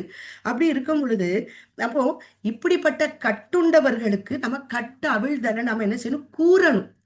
இல்ல, இது நம்மளே நித்தியத்துக்கு கொண்டு போகாது. இது ஒரு பாவக்கட்டு. இது ஒரு அடிமைங்கிற நுகத்தடி ஒரு கட்டுக்குள்ள நம்ம இருக்கிறோம். இதுலருந்து வெளிய வரக்கு நம்ம அவங்கள்ட்ட அன்பா பேசணும். இல்லாட்டா நம்ம வீட்ல நம்ம சொல்லலாம். சொல்லி அவங்க கேட்கல அப்படின்னு சொன்னா, நம்ம தனிப்பட்ட முறையில நம்ம எல்லாரும் செய்றோம். முழங்கால போட்டு அந்த நபருக்காக ஒரு சொட்டு கண்ணீர் வடித்து, ஆண்டவரே அந்த ஆத்துமாவ அந்த கட்டுக்குள்ளருந்து வெளிய கொண்டு வாங்கப்பா. அப்படி நம்ம ஜெபிக்கும் பொழுது, அந்த கண்ணீரின் ஜெபத்துக்கு தேவன் என்ன செய்றாரு? பதில் தராரு. அப்ப இப்படிப்பட்ட நன்மைகள் கட்டப்பட்டவர்களை கட்ட அவிழ்க்கும்படியாக, இந்த நன்மை நம்ம செய்யும்படியாக தேவன் நம்மள என்ன செய்திருக்கிறாரு? அழைத்திருக்கிறார். அடுத்தது பார்த்தீங்கன்னா, கர்த்தருடைய அனுக்கிரக வருஷத்தையும் கர்த்தருடைய அனுக்கிரக வருஷம் அப்படின்னு சொன்னானா என்னதுன்னா, அவருடைய கிருபையின் வருஷங்கள், கிருபையின் காலம். அது வந்து 1 கொரிந்தியர்ல 1 கொரிந்தியர் 6 2 கொரிந்தியர் 6 கொஞ்சம் இருங்க நான் அத பார்த்துக்கிறேன். ஆ 2 கொரிந்தியர் 6ல 2வது 1, 2 பாருங்க. தேவனுடைய கிருபையை நீங்கள் விருதாவாய் பெறாதபடிக்கு உடன் வேலையாட்களாகிய நாங்கள் உங்களுக்கு புத்தி சொல்லுகிறோம். அனுக்கிரக காலத்தில் நான் உனக்கு செவி கொடுத்து. இந்த அனுக்கிரக காலம்னா என்னது? இந்த கிருபையின் காலம். இன்னைக்கு நமக்கு என்ன உண்டு? மன்னிப்பு பெற்றுக்கொள்ளத்தக்கதான கிருபை. நம்ம ஒரு மனுஷன் தவறு பண்ணுனாலும் திருப்பி அவரோட சமூகத்துல ஓடி வந்து நம்ம மன்னிப்பு கேட்கும் பொழுது நம்மள அவர் என்ன பண்றாரு? நம் பாவங்களை மன்னிக்க அவர் தயை உள்ளவராய் இருக்கிறார். கிருபையில் அவர் ஐஸ்வர்யம் உள்ள தேவன் என்று பார்க்கிறோம். அப்போ இந்த கிருபையின் காலத்தை நம்ம நம்ம அந்த கிருபையின் காலத்தை ஒவ்வொருவருமே நம்ம உணர்ந்து நம்மளையே ஆண்டவர் என்ன செய்றாரு? கொண்டு போறாரு. நான் கிருபையில இருக்கிறேன். நம்ம தவறு செய்யும்போது கூட நம்மள என்ன செய்றாரு? உடனே நீ இப்படி தப்பு பண்ணிட்ட அப்படி இல்ல. நம்ம திருப்பி என்ன செய்ய உணர்த்துற, வா தெய்வ சமூகத்துக்கு வா. இதை நீ பண்ணுன, இதை உணர்த்து, இதை நீ என் சமூகத்துல விட்டு கொடு அப்படி நம்மளே நம்மளே சொல்லி நம்மள அந்த கிருபைய காட்டுறாருல. இந்த கிருபையை நம்ம என்ன செய்யணும்? மற்றவர்களுக்கு சொல்லணும். ஐயோ இது வந்து கிருபையின் காலம். இந்த கிருபையின் காலம் முடிஞ்ச பிறகு நமக்கு எந்த விமோசனமும் கிடையாது. இப்போ எங்க சில சபையை பார்க்குறோம். அதில் என்ன இருக்குது? திருப்பலி வைத்து நான் பரலோகத்துக்கு கொண்டு போயிருவோம் அப்படிங்கிறாங்க. அன்னைக்கு ஒரு ஃபாதருடைய மெசேஜ் ஒருத்தருக்கு அனுப்பியிருக்காங்க. நல்லா இருக்காங்க. நிறைய ஃபாதர்ஸ் இன்னைக்கு கர்த்தருக்காக ஆவியானார் வழிநடத்தப்படுகிற, ஏன்னா என்னுடைய பாரமே அதுதான். என்னுடைய ஜனங்கள் அழிஞ்சிடக்கூடாது ஆண்டவரே. ஜன்னத்துக்காக போப், கருதினால்மார்கள், ஆயர்கள், குருக்கள், கண்ணீர்களுக்காக ஒவ்வொரு நாள் அந்த ஒரு ஜபத்தை நான் வச்சிருவேன் கர்த்தர் சமூகத்துல. நிறைய ஃபாதர்ஸ் இன்னைக்கு எழும்பி ஆண்டருக்காக அவ்வளோ தேவ ஆவியானால அப்படி ஒரு ஆவியில வந்து அவங்க வைராக்கி இருந்தவங்களாம் போதிக்கிறாங்க. இது ஃபாதர் ஜோசப் அப்படின்னு சொல்லிட்டு ஒருத்தவங்களுடைய மெசேஜ், இதுவே தகுந்த காலம் சொல்லிட்டு மாதா டிவியில, நான் மாதா டிவியை நான் பார்ப்பேன். அங்கே எப்படி போயிட்டு இருக்குது அப்படின்னு சொல்லிட்டு பார்ப்பேன். இடையிடையே பார்ப்பேன். அப்போ அந்த இதுவே தகுந்த காலம் அப்படின்னு சொல்லிட்டு அந்த இதில் அவ்வளோ அழகா அந்த வார்த்தைக்குள்ள அவர் கொண்டு ஆவியானவர் வழி நடத்தினது, அது ரொம்ப எனக்கு பிரயோஜனமா, எனக்கு சந்தோஷமா இருந்தேன். அப்படி நான் ஜெபிச்ச, ஆண்டவரே இந்த ஃபாதரை போல எல்லா ஃபாதர்ஸும் உமக்காக எழும்பணும், ஒவ்வொரு கண்ணீர்களும் உமக்காக எழும்பணும், நன்ஸ்லாம் எழும்பணும் ஆண்டவரே, நாங்கள் பொதுநிலை நாங்கள் எழும்பணும் ஆண்டவரே, சபை சந்திக்கப்படணும் ஆண்டவரே, இப்படி நான் ஜெபிக்கிற காரியங்கள் உண்டு. அப்போ இந்த இந்த அவர் அப்புறம் சொல்ற அந்த இன்னொரு ஃபாதர் வந்து சொல்றாரு, விக்கிரகத்தை அவர் ஒரு இன்னொரு புனிதர் பௌஸ்தினாள் அம்மா அவங்க சொன்னாங்களாம். ஃபாஸ்டினா அம்மா அவங்க சொன்னாங்கன்னு சொல்லிட்டு இது எங்க குடும்பத்திலிருந்து ஒருத்தர் எனக்கு அனுப்பி, எனக்கு இப்படிப்பட்ட பாத்திரம் எனக்கு ஒரு மாதிரி திருப்பி டென்ஷன். அதனால நான் கொஞ்சம் அப்பப்போ கொஞ்சம் எனக்கு கொஞ்சம் நான் சமாதானம் ஆகி கொஞ்சம் கொஞ்சம் பார்ப்பேன். அப்படி பார்க்கும்போது அதில் என்ன சொல்றாருன்னா, என் பின்னால ஒரு இறை இறக்கத்தின் படம் இருக்குல்ல, இந்த லெஃப்ட் சைடில் இருக்கிற படத்தை அந்த அம்மாட்ட சொன்னாங்களாம். இதை நீங்க வணங்குனா, அதை நீங்க வணங்குனா உங்க பாவம் மன்னிக்கப்பட்டுரும் அப்படிங்கிற மாதிரி. இன்னொரு என்னன்னு சொன்னா, நீங்க உங்க பாவத்தை எல்லாம் குருட்ட வந்து அறிக்கை செய்து, நீங்க இந்த பாத்திரம் குருட்ட வந்து நீங்க அறிக்கை செய்து ஒரு முழு திருப்பலியை பார்த்துட்டீங்கன்னா நீங்க செய்த பாவங்கள் எல்லாமே மன்னிக்கப்பட்டுரும். அப்ப இப்படி கேட்டானா அந்த ஆத்துமா எப்படி வெளியே வரும்? இப்படி நான் பண்ணிக்கிட்டே நான் கண்ணை மூடுற வரைக்கும் நான் இப்படி பண்ணிட்டே நான் இந்த ஓட்டத்தை முடிச்சிடலாம், ஜாலியா இருக்கேன் அப்படின்னு தானே இருக்கும். எப்படின்னா அப்ப அந்த ஆத்துமாக்களுக்கு தவறான உபதேசம் போகுது, தாங்க முடியல. ஜபந்தான் பண்ண, ஆண்டவரே நீங்க பொறுப்படுத்திக் கொள்ளுங்கப்பா. அப்ப அப்படிப்பட்ட காரியங்களை இன்னைக்கு நிறைய அப்படியே இருக்குது, நடக்குது. நல்ல ஃபாதர்ஸ் இன்னைக்கு ஆவிக்குரிய எல்லா இடத்துலயுமே கள்ள போதகங்கள் இருக்கு, கள்ள தீர்க்கதரிசி எல்லா இடத்துலயும் இருக்குது. இது வந்து நான் எங்க இருந்து எடுக்கப்பட்டனோ அந்த இடத்த நான் நான் ஏன்னா அவங்களுக்கு ஜெபிக்கும் போது அங்க என்ன மாற்றங்கள் வருது அப்படிங்கறத எனக்கு ஒரு ஆர்வம் இருக்கான பார்ப்பேன். நல்ல ஃபாதர்ஸ் இன்னைக்கு ஆவிக்குரிய தகப்பன்மார்கள், நிறைய சிஸ்டர்ஸ் இன்னைக்கு எழும்பிட்டாங்க, நிறைய பேர் இருக்காங்க. முழு சபையும் எழும்பணும் அப்படிங்கிற ஒரு ஜபம் எனக்கு, அந்த ஆத்ம பாரம். அவங்களால நான் வெறுக்கப்படுறேன். நிறைய காரியங்கள் எனக்கு இருக்குது. எங்கள் ஊர்லேயே எனக்கு நிறைய காரியம் ஃபாதர்ஸ் நிறைய எனக்கு என்னை பற்றியே முட்டை கடிதம் போட்ட காரியங்கள், நிறைய காரியங்கள் நிறைய உண்டு. ஒரு காரியத்துக்கு ஃபாதரை கூடவும் வரமாட்டேன்ட்டாங்க. நீங்களாம் சபைக்கு போறீங்களாமே, எங்களுக்கு இதுக்கு மட்டும் எங்களை கூப்பிடுறீங்க. நாங்கள் வந்து அன்பை பொறுத்து மதித்து கூப்பிட்டோம், வரமாட்டேன்ட்டாங்க. நிறைய காரியம் உள்ளுக்குள்ள போயிட்டு இருக்குன்னு வச்சுக்கிறோங்க. அப்போ நம்ம அந்த அனுகிரக வருஷத்தை நம்ம சொல்வதற்கு தான் அழைக்கப்பட்டிருக்கிறோம். கிருபையின் காலம், இந்த கிருபை நான் விருதாக்க கூடாது, நீயும் விருதாக்கிறாத, மன்னிக்கிறாரு அன்பான தேவன் சொல்லிட்டு இருந்தானா கடைசியா என்ன நடக்கும்? அவர்கிட்ட வந்து அவருடைய எரிச்சலின் அவர் எரிச்சல் உள்ள தேவன் இருக்கு. அவர் கோபத்துக்கு முன்னால எவன் நிற்க முடியும் இருக்குது. அப்போ அப்படி இருக்கும்போது இந்த கிருபையின் காலத்தை நான் அசட்டை பண்ணக்கூடாது. அதை நான் மற்றவர்களுக்கு இல்லை, இது வந்து கிருபையின் காலம், நம்ம மனம் திரும்பணும், இந்த கிருபை நம்ம விருதாக வீணாக்காத கூடாதுங்கிறத நம்மளை சார்ந்தவர்களுக்கு ஒவ்வொருத்தருக்கும் ஒரு ஊழியத்தை கையில கொடுத்துருக்கிறார், ஒரு இடத்திலிருந்து எடுத்திருக்கிறார். நம்மளைய பார்த்தோன்னு சொன்னா அதில் ஒருவர் 2 பேர் மட்டும் ரட்சிக்கப்பட்டிருப்போம். அலட்டா எப்படி இருக்குன்னா மற்ற எல்லாருமே ரட்சிக்கப்படாதவர்களாக தான் இருக்குது. இது அப்போ பார்க்க ஏன் ஆண்டவரேன்னு கேட்கும்போது அங்கே தான் நமக்கே ஊழியத்தை வச்சிருக்கிறாரு. அவங்களால தான் காயப்படுவோம், அவங்களால தான் நொறுக்கப்படுவோம், அவங்களால தான் உதாசனப்படுத்தப்படுவோம், அவங்களால தான் நம்ம எல்லா காரியமும் அங்கே தான் நமக்கு உண்டு. ஏன்னா அந்த நம்ம எல்லாமே அவர் செஞ்சுட்டாருன்னு சொன்னானா, அப்போ அவருடைய அடிச்சுள்ள நான் நடக்கிறதுக்காக இந்த காரியம் நமக்கு அனுமதித்திருக்கிறேன், நான் புரிஞ்சுக்கொண்டேன். அப்போ அந்த இதுக்காரன் அப்போ இந்த அனுகிரக வருஷத்தை நம்ம எல்லார்ட்டையும் சொல்லணும், கிருபையை நம்ம விருதாவாக்க கூடாது சொல்றோம் எல்லாரும். இது வந்து என்னது? ஒரு நன்மை. கிருபையை விருதாக்கிறாதீங்க. தேவன் எவ்வளவு அன்பு உள்ளவர். நமக்காக தன்னுடைய பரலோக மகிமை துறந்து மனிதர்களாகிய நம்முடைய பாவங்களை தன்னுடைய சரீரத்தின்ல சிலுவையின் மேல் சுமந்தறது எத்தனை பெரிய அன்பு. இந்த அன்புக்கு நம்ம இப்படி துரோகம் பண்ணலாமா? நம்ம இதை செய்யலாமா? இதுலேருந்து வெளியே நம்ம வெளியே வந்துருங்க, முயற்சி செய்யுங்க, இயேசுட அன்புக்கிட்ட வாங்க, வேதத்தை எடுத்து வாசிங்க. இப்படி நம்ம அந்த அன்பை, அந்த கிருபையை நம்ம என்ன செய்யணும், விருதாவாக்காதபடிக்கு நம்ம இதை சொல்லுவது என்னது, ஒரு நன்மை. இதற்காக தேவன் நம்மளை என்ன பண்ணியிருக்கிறாரு, அழைத்திருக்கிறார். அடுத்தது, நம்முடைய தேவன் நீதியை சரிகட்டும் நாளையும் கூறவும். தேவன் என்னது, அது எல்லாருக்கும் ஜட்ஜ்மெண்ட் இருக்குதுன்னு தெரியுது. ஆனால் அது எப்பமோ நடக்க போகுது, அதுக்கு என்ன அப்படிங்கிற மாதிரி ஒரு ஒரு அசட்டை நிர்விசாரங்கள் காணப்படுது. ஆனால் அந்த அந்த நியாய தீர்ப்பு தான் ஒரு மனிதனுடைய நித்திய வாழ்வை அங்கதான் நிர்ணயிக்கிற ஒரு இடம். அப்போ இந்த உலகத்துல அந்த வாழ்க்கைக்கு போகிறதுக்கு நமக்கு இங்க ஒரு ப்ராசஸ்ல நம்ம போயிட்டு இருக்கோம். அங்க அங்க போறதுக்கு இங்க நம்ம விசா ப்ராசஸ்ல போறோம். டிக்கெட் இங்க தான் வாங்கக்கூடிய இடத்துல நம்ம நின்றுட்டு இருக்கோம். அப்போ அவனவன் செய்கிற கிரிகைக்கு தக்க அவன் அது பிரசங்கில பார்க்குறோம் இல்லையா? பிரசங்கி 12 கடைசி வசனத்துல பாருங்க, அந்த அந்த ஒரு வார்த்தை இருக்கும் பாருங்க, பிரசங்கி காரியத்தின் 13-14 நான் வாசிக்கிறேன். காரியத்தின் கடைத்தொகையை கேட்போமாக, தேவனுக்கு பயந்து அவர் கற்பனைகளை கைக்கொள் எல்லார் மனுஷர் மேலும் விழுந்த கடமை இதுவே. சுவிசேஷம் அறிவிக்கிறது நம்முடைய கடமை, அது ஒரு நன்மையான சுவிசேஷத்தை நம்ம அறிவிக்கணும். அடுத்தது, கர்த்தருக்கு பயந்து நடக்கிறது ஒரு நன்மை. அப்போ இது இந்த கற்பனையை கை கொள்றத நம்ம கை கொண்டு அதை எல்லார் மேலும் விழுந்த கடமை. அவர் வழித்திருந்த வார்த்தையை நம்ம கை கொள்வது நம்ம மேல விழுந்த கடமை. ஏன்னா நன்மையான அவருடைய ராஜ்யத்தை நம்ம போறதுக்காக இந்த காரியங்கள். 14 பாருங்க, ஒவ்வொரு கிரியையும் அந்தரங்கமான ஒவ்வொரு காரியத்தையும் நன்மையானாலும் தீமையானாலும் தேவன் நியாயத்திலே கொண்டு வருவார்.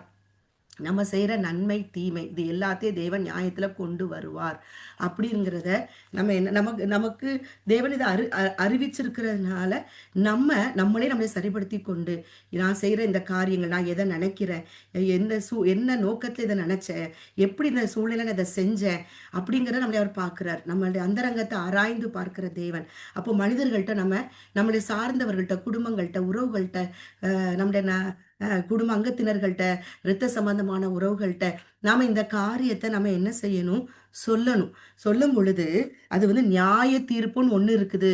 அந்த நியாய தீர்ப்புல 2 வாழ்க்கை தான். ஒன்று நித்திய வாழ்வு, அதாவது நித்திய ஜீவன், அதாவது எங்க இதுல நித்திய வாழ்வுன்னு சொல்லுவாங்களா. இப்போ நித்திய ஜீவன், இன்னொரு பக்கம் நித்திய நரகம். இந்த இடத்துக்கு போறதுக்கு இந்த இடத்துல நம்ம எப்படி வாழுறோம், நன்மை செய்கிறோமா, இயேசு காட்டின வழியில் நடந்து நன்மை செய்கிறோமா, அல்லது தீமை செய்கிற ஒரு மனிதர்களாக நாம காணப்படுகிறோமா அப்படின்னு சொல்லிட்டு நம்ம என்ன செய்யணும், நம்மளை இதை நம்ம அறிந்து நம்ம மற்றவர்களுக்கும் நம்ம இதை என்ன செய்யணும், நம்ம நியாய தீர்ப்பு ஒன்று உண்டு என்கிறத நம்ம மற்றவர்களுக்கு அறிவிக்க வேண்டும். இது அவங்க அந்த நரக அக்கினிக்கு தப்பித்து கொள்வதற்கு, ஒரு ஆத்மாவை அழிவுக்கு நம்மளை விலக்கி மீட்டு கொள்கிற காரியங்கள். எனக்கு அந்த வசனம் கரெக்டா ஒரு இடத்து அந்த வசனம் வரும். ஒரு ஒரு ஆத்மாவை பாவத்திலிருந்து விலக்கி விடுகிறவன் ஒரு வசனம் வரும். எனக்கு அது கரெக்டா வரும். யாக்கோபாமா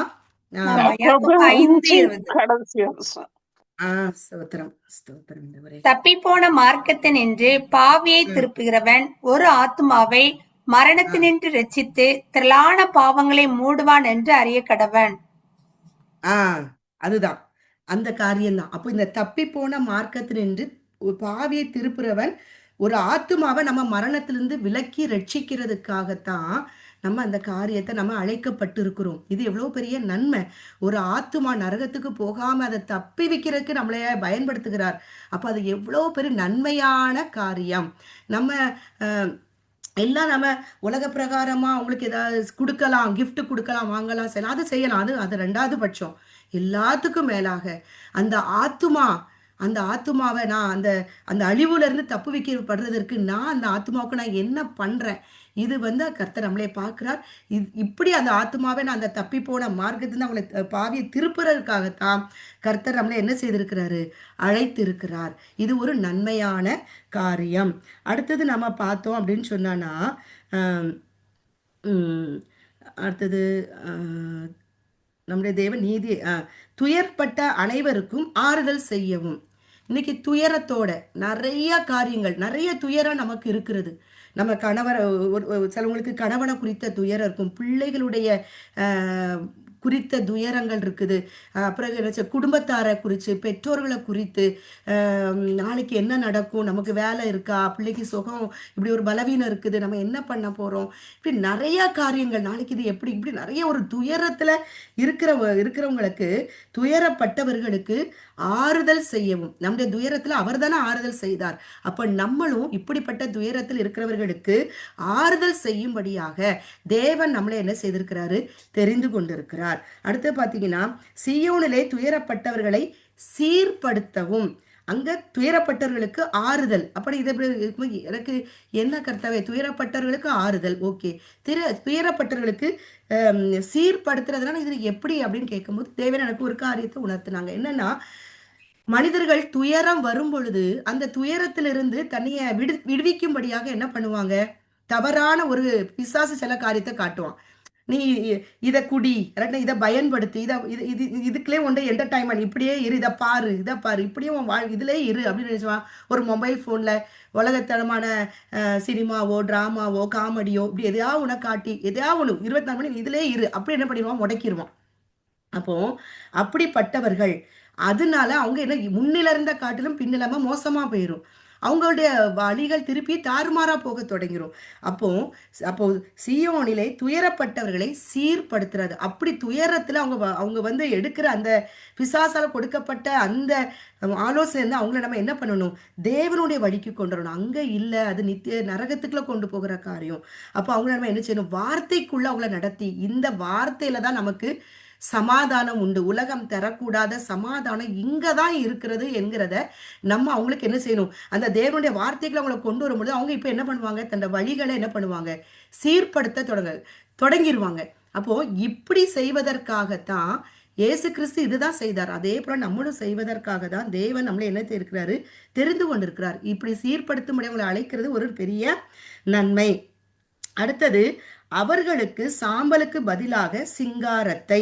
இப்போ அவங்க வந்து பிசாசுல அந்த கண்ணில விழுந்து ஒரு பாவத்துல அடிக்ட் ஆயிருவாங்க. இப்போ அவங்களுடைய வாழ்க்கை எப்படி இருக்கும், அவங்களே தனி அருவருப்பாங்க. ஐயோ, இது என்ன வாழ்க்கை, ஒரு மனுஷரும் என்னைய மதிக்காத ஒரு அவங்களுடைய ஒரு கனவீனத்துக்குரிய பாத்திரமா மாறும்போது அந்த மனுஷன் எப்படி இருப்பான், ஒரு சாம்பலுக்குரிய வாழ்க்கையா அவனோட வாழ்க்கை என்ன செய்யும், மாறிடுது.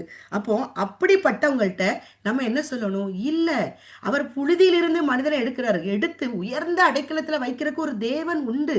மனுஷர்கள் உன்னை வந்து உதாசனப்படுத்தலாம், உன்னை சொல்லி சொல்லி உன்னை குறை சொல்லலாம். இல்ல, என்னுடைய இயேசு அவர் நல்லவர் அப்படி சொல்லிட்டு நம்ம அவர் உன்னை ஒரு நாள் வெறுக்க மாட்டாரு. அவர் உனக்கு ஒரு சிங்காசனத்தை வச்சிருக்காரு, சிங்காரமான வாழ்க்கை வச்சிருக்கிறார்.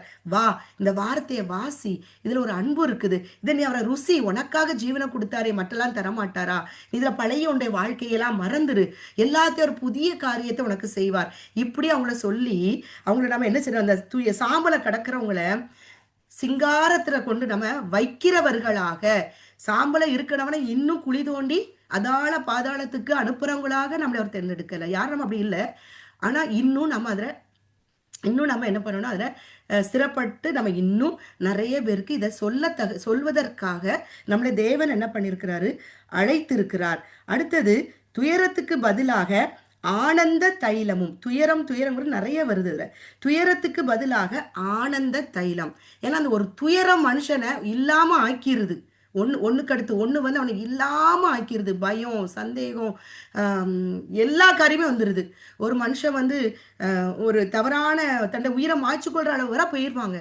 அப்போ அப்படிப்பட்ட மனிதர்களுக்கு அவங்க ஒடுங்கி போயிருவாங்க. அப்போ அவங்களுக்கு ஆனந்த தைலம். அந்த தைலம் என்னது, அவருடைய வார்த்தையில தான் அதான் தைலம். நம்மளை ஆனந்தப்படுத்துகிற தைலம் என்னது, அவருடைய வார்த்தை. அப்போ நம்ம என்ன செய்யலாம், பாடல்கள், அவரை துதிக்கிற பாடல்கள், நம்பிக்கையின் பாடல்கள், நல்ல அபிஷேக பாடல்களை நம்ம பாடும் பொழுது, ஏன்னா நான் இதை வந்து நான் ப்ராக்டிஸ் பண்ணிட்டு இருக்கேன். ஏன்னா அப்போ அது பண்ணும்போது நான் முழங்கால போடும்போது அவருடைய சமூகத்துக்கு போகும்போது ஒரு மனநிலைக்கு போறேன், எழும்பும் போது எனக்குள்ள ஒரு பலன், அந்த ஒரு சமாதானம் அப்படி வர்றதை என்னால பார்க்க முடியுது. அப்போ இதை நம்ம மற்றவர்களுக்கும் நம்ம என்ன செய்யணும், ஒடுங்கி போய் இருக்கிறவங்களுக்கு அந்த ஆனந்த தைலத்தை, பெர்க்மான் ஐயா பாடல, ஆனந்த களிப்புள்ள உதடுகளால் போற்றி புகழுவேன். இந்த களிப்புள்ள உதடுகளால என் கண்ணீரை, என் கண்களை கண்ணீருக்கும், என் ஆத்துமாவை மரணத்துக்கும், என் கால்களை இடறலுக்கும் தப்புவிக்கிற தேவன். அவர் தான் நம்மளை இப்படி தப்பி வச்சுட்டு கொண்டு இருக்கிறார். எத்தனையோ கண்ணீர், அந்த கண்ணீருக்கு நம்ம கண்ணை விலக்கி கொள்கிறார். எத்தனையோ ஆத்துமா மரணத்துக்கு ஏதுவான பாதைகள், ஆனா நம்ம ஆத்துமா அவர் பக்கத்துல நம்மளை கண்ணி தெறிக்கும்படி ஒரு தப்பின குருவியை போல நம்ம பாதுகாத்து கொண்டிருக்கிறார். நம்ம வந்து இடறி விடுவதற்கு பிசாசு எத்தனையோ காரியங்கள், ஆனா நம்ம கால்களை இடராதபடிக்கு நம்மளை காக்குறாரே. அப்ப நம்ம இதை நினைச்சு நல்லா ஒரு பாடல்கள் என்ன செய்யணும், பாடும் பொழுது அப்ப அவங்களையும் வாங்க நம்ம 2 பேரும் சேர்ந்து இந்த பாடலை நம்ம என்ன செய்யலாம், பாடலாம். பாடும் பொழுது நம்ம ஆவி ஆத்மா சரீரம் எப்படி பண்ணா ஒரு விடுதலையை பெறுது. அப்போ இப்படி நம்ம செய்கிறவர்களாக தேவன் நம்மள என்ன செய்திருக்கிறாரு, அவங்களுக்கு ஆனந்த தைலமாகிய தெய்வத்தை காட்ட, அவருடைய வார்த்தைக்குள்ளாக வழிநடத்த தேவன் நம்மளை அழைத்து இருக்கிறார். இந்த துதியின் அபிஷேகம் பாடல்கள் மூலம் நம்ம துதிக்க துதிக்க துதிக்க கிருபைகள் பெருகும். இதை செய்வதற்கு தேவன் நம்மளை அழைத்திருக்கிறார். இது ஒரு நன்மையான காரியம். அப்போ ஒடுங்கின ஆவிக்கு பதிலாக துதியின் உடையை கொடுக்கும். இப்போ இது எல்லாமே அதோட சேர்ந்து வந்துட்டு, இதுக்காக தான் தேவன் நம்மளை என்ன செய்திருக்கிறாரு, அழைத்திருக்கிறார். இதற்காக நம்மளை அபிஷேகம் பண்ணியிருக்கிறார். அவர் நன்மையானவர், நன்மையே செய்தார். அப்போஸ்தலர் 10:38 பார்க்கிறோம் இல்லையா, அவர் நன்மை செய்கிறவராக சுற்றி திரிந்தார். ஏன்னா பிதாவாகிய தேவன் அவரோடு கூட இருந்தபடியினால் அவர் நன்மை செய்கிறவராகவும் பிசாசின் வல்லமையில் அகப்பட்ட யாவரையும் குணமாக்குகிறவராக சுற்றி திரிந்தார் என்று அப்போஸ்தலர் 10:38 நம்ம பார்க்கிறோம். அப்போ நம்ம நன்மை செய்கிறவராக காணப்படணும் அப்படின்னு சொன்னா இந்த அபிஷேகம் என் மேல இருக்கணும் ஆண்டவரே. அப்படி அப்போ அவர் நம்ம கூட இருக்கணும்னா நான் அவருக்கு பிரியமானதை செய்கிற மகளாக, நம்ம பிள்ளைகள், நம்ம குடும்பம், கணவனா இருக்கணும், நம்ம குடும்பமாக அவருக்கு பிரியமானதை செய்கிற பிள்ளைகளாக நாங்க வாழணுங்கிறத ஒவ்வொரு நாளும் ஒரு ஜபமாக நம்மளுடைய சமூகத்துல வைக்கும் பொழுது கண்டிப்பா அது நமக்கு அது உதவி செய்வார் என்று நான் கர்த்தருக்குள்ள விசுவாசிக்கிறேன். அப்போ அடுத்த பாருங்க, அவர்கள் கர்த்தர் தம்முடைய மகிமைக்கென்று நாட்டின நீதின் விருட்சங்கள் எண்ணப்படுவார்கள். அப்போ நம்ம யாரா, தேவனுடைய மகிமைக்கென்று நாட்டின நீதியின் விருட்சங்கள். நம்ம இப்படிப்பட்ட காரியங்களை செய்வதற்கு அழைக்கப்பட்டு இருக்கிறோம். இதை நம்ம செய்யும் பொழுது நம்ம யாரு அப்படின்னு சொன்னா அவருடைய மகிமைக்கென்று நாட்டின நீதியின் விருட்சங்கள் என்று நம்ம என்ன செய்வோமா, காணப்படுவோம். அப்போ இதுதான். இப்போ சரி, இப்போ இன்னொரு காரியம் இருக்குது. இப்போ நம்ம இதை நம்ம சொல்றோம், சரி நான் எப்படி வந்து இந்த நன்மை செய்ய நான் என்ன செய்யணும், நன்மை உண்டாக நான் என்ன செய்ய வேண்டும், அதை நம்ம இப்போ பார்ப்போம். என்னன்னா யோபு 22ஆம் அதிகாரத்துல 21 30 வரை ஒரு வசனம் இருக்குது. எடுத்தவங்க கொஞ்சம் வாசித்துருவீங்களா?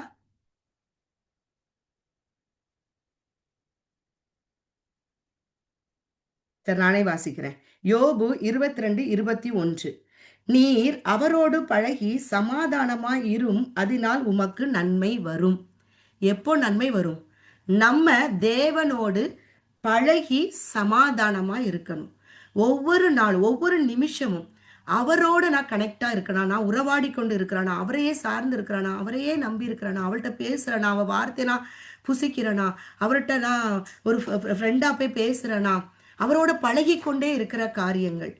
அப்போ நம்ம அந்த காரியங்கள் இப்போ நம்ம வந்து நம்ம ரொம்ப யார் நம்மகிட்ட ரொம்ப நம்மளை புரிந்து கொள்ளுவாங்களோ, நமக்கு வந்து யார் ரொம்ப பிடிக்குமோ அவங்கள்ட்ட நம்ம நல்லா என்ன செய்வோம், பழகிட்டே இருப்போம். அவங்கள்ட்ட தான் பேசுவோம், அவங்கள்ட்ட பழகிக்கிட்டே இருப்போம் நம்ம. அப்போ அப்போ அப்படி பழகும் பொழுது அங்க என்ன வருது, ஒரு ஐக்கியம் வருது இல்லையா? இதே போல தெய்வம் சொல்றாரு, நீ என்னோட பழகு, என்னோட பழகு. நான் என்னோட பழக பழக நான் என்னுடைய மகத்துவத்தை நான் யாருங்கிற உனக்கு வெளிப்படுத்தும் பொழுது அந்த உறவு எப்படி இருக்குமா, சமாதானமா இருக்கும். அது வந்து எப்படி இருக்கும், நன்மையா இருக்கும். நன்மைனா என்னது, சமாதானம்ங்கிறது ஒரு நன்மை.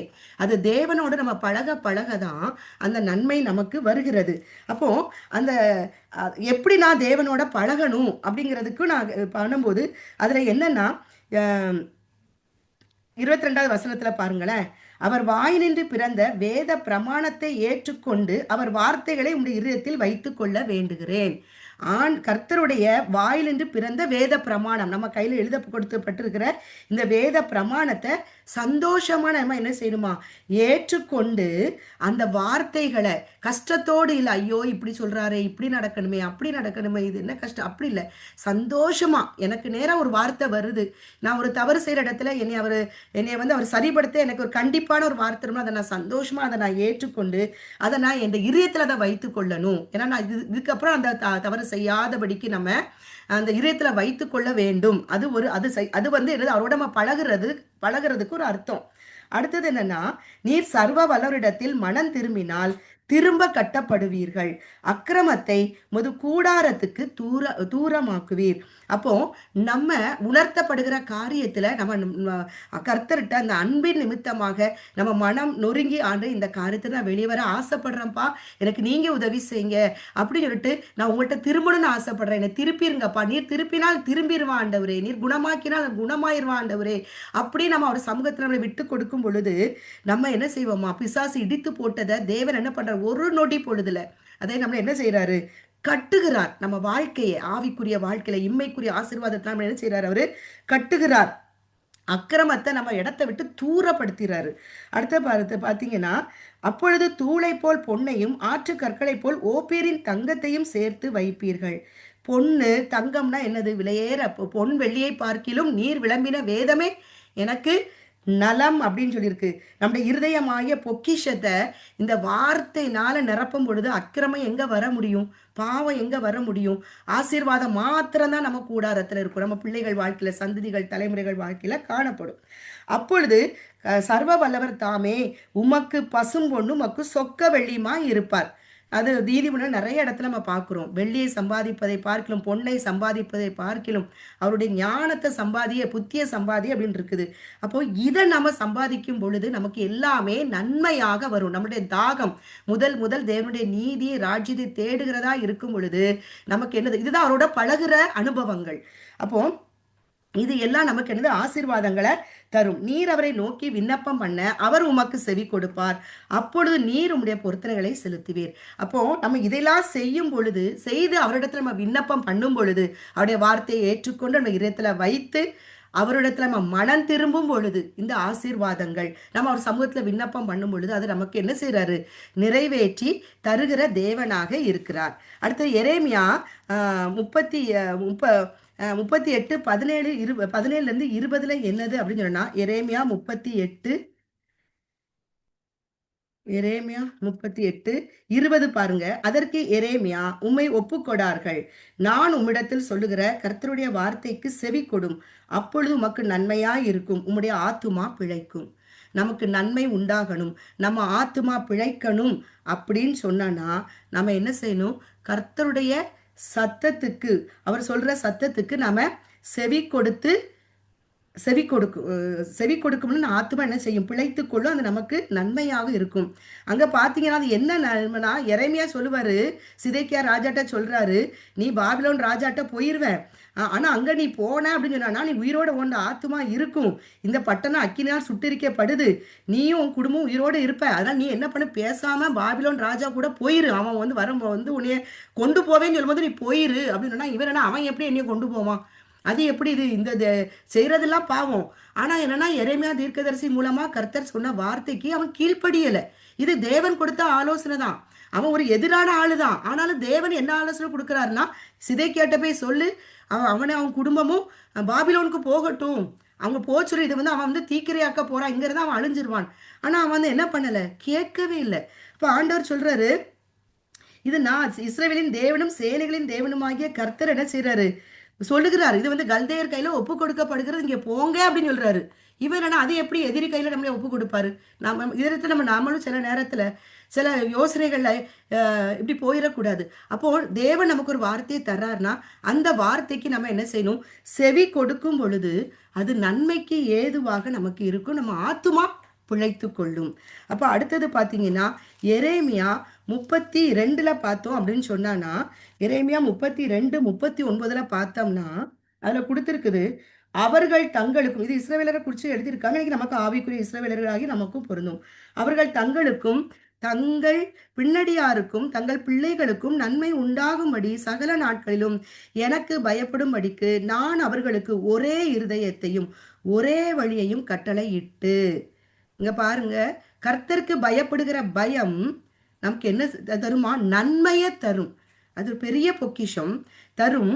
அங்க பாருங்க, நம்ம தெரியும் அவருக்கு இது இருதயம்லாம் கல்லு, மனிதருடைய இருதயம் கல்லு, இவன் என்ன செய்ய மாட்டான், எனக்கு பயப்பட மாட்டான் அப்படிங்கிறதுக்காகவே அவரே என்ன செய்யறாராம், கர்த்தருக்கு பயப்படுகிற பயத்தை நம்ம இதயத்துல அவரே கட்டளையிடுறாராம். எவ்வளோ ஒரு பெரிய நல்ல ஆண்டவர். அவரே நமக்கு தரும்போது அது எவ்வளோ ஈஸியா இருக்கும் நமக்கு. அடுத்து பாருங்க, அவர்களுக்கு நன்மை செய்யும்படி நான் அவர்களை விட்டு பின் வாங்குவதில்லை என்கிற நித்திய உடன்படிக்கை. அவருக்கு தெரியுது, நான் இந்த மனிதர்களை பார்த்தா இவங்களை ஏன் உண்டாக்குனேங்கிறது எனக்கு விசனமா இருக்கிறதுன்னு சொல்லிட்டு அங்கே ஆதியாமத்தில் எழுதியிருப்பார் இல்லையா? அப்போ எங்க நான் இந்த மனிதரை அழிச்சிருவனோ அப்படிங்கறக்காக அவர் ஒரு நித்திய உடன்படிக்கையை என்ன செய்யறார், ஏற்படுத்துறார். ஆபிரகாம நீங்க பாத்தீங்கன்னா ஆதியாமம் 17ல நினைக்கிற 17ல 12, 17, 18 வசனங்களை நீங்க பாத்தீங்கன்னா ஆதியாகமத்துல ஆபிரகாமோடு தேவன் ஒரு உடன்படிக்கை செய்வார். செய்யும் பொழுது அதுல நீங்க பாத்தீங்கன்னா என்னது ஆதியாகமம் 12 பாத்தீங்கன்னா காளைகள் இதெல்லாம் என்ன செய்யறாரு, பலியிட்டு கொஞ்சம் இருங்க, அவன் என்ன செய்யறாரு, ஆதியாகமம் 17ல இல்ல 15ல அதுல பாத்தீங்கன்னா கர்த்தராய ஆண்டவராகிய நான் அதை சுதந்திரத்துக் கொண்டு எதனால் அறிவேன், அது 3 வயது கிடாரி, 3 வயது வெள்ளாடு, 3 வயது ஆட்டுக்கடா. அப்புறம் இந்த இந்த இந்த விலங்குகளை பாதியா ரெண்டாக என்ன செய்யறது, வெட்டுறாங்க, நடு பாதியா வெட்டுறாங்க. ஆபிரகாமுக்கு ஒரு பாதி, கர்த்தருக்கு ஒரு பாதி. இப்படி அதை என்ன துண்டங்களை வெட்டி அதை என்ன செய்யறாங்க, ஒன்றுக்கு ஒன்று எதிராக வைக்கிறாங்க. சரியா? வச்சு பறவைகளை அவங்க துண்டிக்கல. இப்போ சூரியன் அஸ்தமிக்கிற ஒரு நேரம் வரும் பொழுது ஆபிரகாமுக்கு ஒரு அயர்ந்த நித்திரை வருது, திகிலும் காரிலும் அவனை மூடிக்கொள்ளுது. இப்ப அப்பொழுது அவர் ஆபிரகாமை நோக்கி, உன் சந்ததியார் தங்களுடையது அல்லாத அந்நிய தேசத்திலே பரதேசிகளாய் இருந்து அத்தேசத்தாரை சேவிப்பார்கள் என்றும் அவர்களால் 400 வருஷம் உபத்திரப்படுவார்கள் என்றும் நீ நிச்சயமாய் அறிய கடவாய். இவர்கள் சேவிக்கும் ஜாதிகளை நான் நியாயம் தீர்ப்பேன், பின்பு மிகுந்த பொருட்களோட புறப்பட்டு வருவார்கள். நீ சமாதானத்தோட உன் பிதாக்களிடத்தில் சேருவாய், நல்ல முதிர் வயதிலே அடக்கம் பண்ணப்படுவாய். 4ஆம் தலைமுறையிலே அவர்கள் இவ்விடத்துக்கு திரும்ப வருவார்கள், ஏனென்றால் எமருடைய அக்கிரமம் இன்னும் நிறைவாகவில்லை என்றார். சூரியன் அஸ்தமித்து காரில் உண்டான பின்பு இதோ புகையிற சூளையும் அந்த துண்டங்களின் நடுவே கடந்து போகிற அக்கினி ஜுவாலையும் தோன்றின. அந்நாளிலே கர்த்தர் ஆபிரகாமனுடைய உடன்படிக்கை பண்ணி எகிப்தின் நதி துவங்கி ஐப்ராத் நதி என்னும் பெரிய நதி மட்டும் உள்ளதும், அதுக்கு கீழே தான் நமக்கு தெரியும், இதெல்லாம் இது ஆபிரகாமுக்கு இந்த ஆசீர்வாதத்தை கொடுப்பேன் அப்படின்னு சொல்லிட்டு அவர் என்ன பண்றாரு, உடன்படிக்கை பண்ணி, ஆபிரகாம் வா, நீயும் நானும் என்ன பண்ணலாம், உடன்படிக்கை பண்ணலாம். நீ என்ன பண்ணு, அந்த 3 வயது கிடாரி, 3 வயது வெள்ளாடு, 3 வயது ஆட்டுக்கடாவை கொண்டு அதை நடு துண்டமா வெட்டி எதிரெதிராக வைக்கிறாங்க. ஆபிரகாம் பக்கம் 3 துண்டு, பாதி 3 துண்டு, இந்த பக்கம் கர்த்தர் பக்கம் ஒரு 3 துண்டு. இப்போ உடன்படிக்கை பண்ற நேரத்துல ஆபிரகாமுக்கு என்ன வந்துட்டு, அயர்ந்த நித்திரை வந்துட்டு. ஏன் அப்படின்னு சொன்னான்னா, ஆபிரகாம் மட்டும் அந்த இடத்துல அவர் அயர்ந்த நித்திரையை கொடுக்காம இருந்திருந்தான்னா ஆபிரகாமு தான் இந்த உடன்படிக்கையை, நான் ஆண்டவரே நான் இப்படி இருப்பேன் அப்படி இருப்பேன் என் சந்ததி இருப்பேன் அவன் சொல்லியிருப்பான். ஆனா ஆண்டவருக்கு தெரியும் இவனுக்கு பின்னால வர சந்ததி எப்படிப்பட்ட மக்களா இருப்பார்கள் என்று அவர் அறிந்ததுனால தான் ஆபிரகாம கொண்டு அவனை உடன்படிக்கை பண்ண வைக்காம அவனை தூங்க வச்சுட்டு அவனுக்கு பதிலாக இவரே அந்த உடன்படிக்கையை என்ன செய்யறாரு, இது இது இது நான் உனக்கு செய்வேன் அப்படின்னு சொல்லிட்டு சொல்றாரு. அப்படிப்பட்ட ஒரு நல்ல தெய்வத்தை தான் நாம என்ன செய்யறோம், அப்பா பிதாவென்று அழைக்கக்கூடிய புத்திர சுகாரத்தை தந்து அந்த வெள்ளாட்டு அந்த 3 வயது கிடாரி ஆட்டுக்கிடா இது இயேசு கிறிஸ்து அவருடைய இரத்தத்தினால நம்மளை என்ன பண்ணியிருக்கிறாரு, அந்த உடன்படிக்கையை நம்முடைய இதயத்துல கொண்டு வைத்து நம்ம அந்த பிரமாணங்களுக்கு கட்டுப்பட்டு நடக்கும்படியாக அவருடைய ஆவியின் கையினால இல்ல, சதையாகிய இருதயத்துல தம்முடைய வார்த்தையாகிய ஆவியினால இந்த பிரமாணத்தை நம்முடைய இதயத்துல வைக்கும் பொழுது நம்ம அதுக்கு அவரே நமக்கு கீழ்பட்டு சத்திய ஆவியானவர் சத்திய வசனத்துக்கு கீழ்பட்டு நடக்கும்படியாக நமக்காக தன்னையே கல்வாரி சிலுவையில பலியாக ஒப்பு கொடுத்த அந்த அன்பு நம்ம கீழ்ப்படிய மாட்டோம் தெரியறனாலதான் அவர் என்ன சொல்றார், ஆபிரகாமோட அவர் உடன்படிக்கை பண்ணினார். ஆபிரகாம பண்ண வைக்கல, ஆனா தூங்க வச்சுட்டார். தூங்க வச்சுட்டு அவரே பண்ணிட்டார், உடன்படிக்கை பண்ணி இப்படிலாம் செய்வம்பான். அதனால இந்த மக்கள் தவறு பண்ணும் பொழுதுதான் ஐயோ ஆபிரகாமுக்கு செய்த உடன்படிக்கை நினைவு கூர்ந்தான்னு சொல்லிட்டு நம்ம சங்கீதங்கள் மற்ற இடங்களை நம்ம என்ன செய்யறோம் பார்க்கிறோம். அப்போ நம்ம என்ன செய்யணும், அடுத்த இப்ப நம்ம சொல்றது போல எரேமியால நம்ம பார்த்தோம்னு சொன்னோம் இல்லையா. அப்போ கர்த்தருக்கு பயப்படுகிற பயம் நமக்கு நன்மை உண்டாக நமக்கு என்ன வேணும், கர்த்தருக்கு பயப்படுற பயம் வேணும். அந்த கர்த்தருக்கு பயப்படுற பயத்தை அவரே நம்முடைய இதயத்துல கட்டளையிடுகிறார். நம்ம நமக்கு நன்மை செய்யும்படி நம்ம மனித மனித மனித குலம் நன்மை செய்யணும், பாவம் செய்யும்போது நான் தீங்கு செய்யறது கூடாதுங்கிறதுக்காக நம்மளோட ஒரு நித்திய உடன்படிக்கை தன்னுடைய குமாரனின் இரத்தத்தினால அந்த நித்திய உடன்படிக்கை நம்மளோடு பண்ணி நம்ம அவரை விட்டு அகன்று விடக்கூடாது, நம்மளை சேர்த்து கொண்டிருக்கிறார்.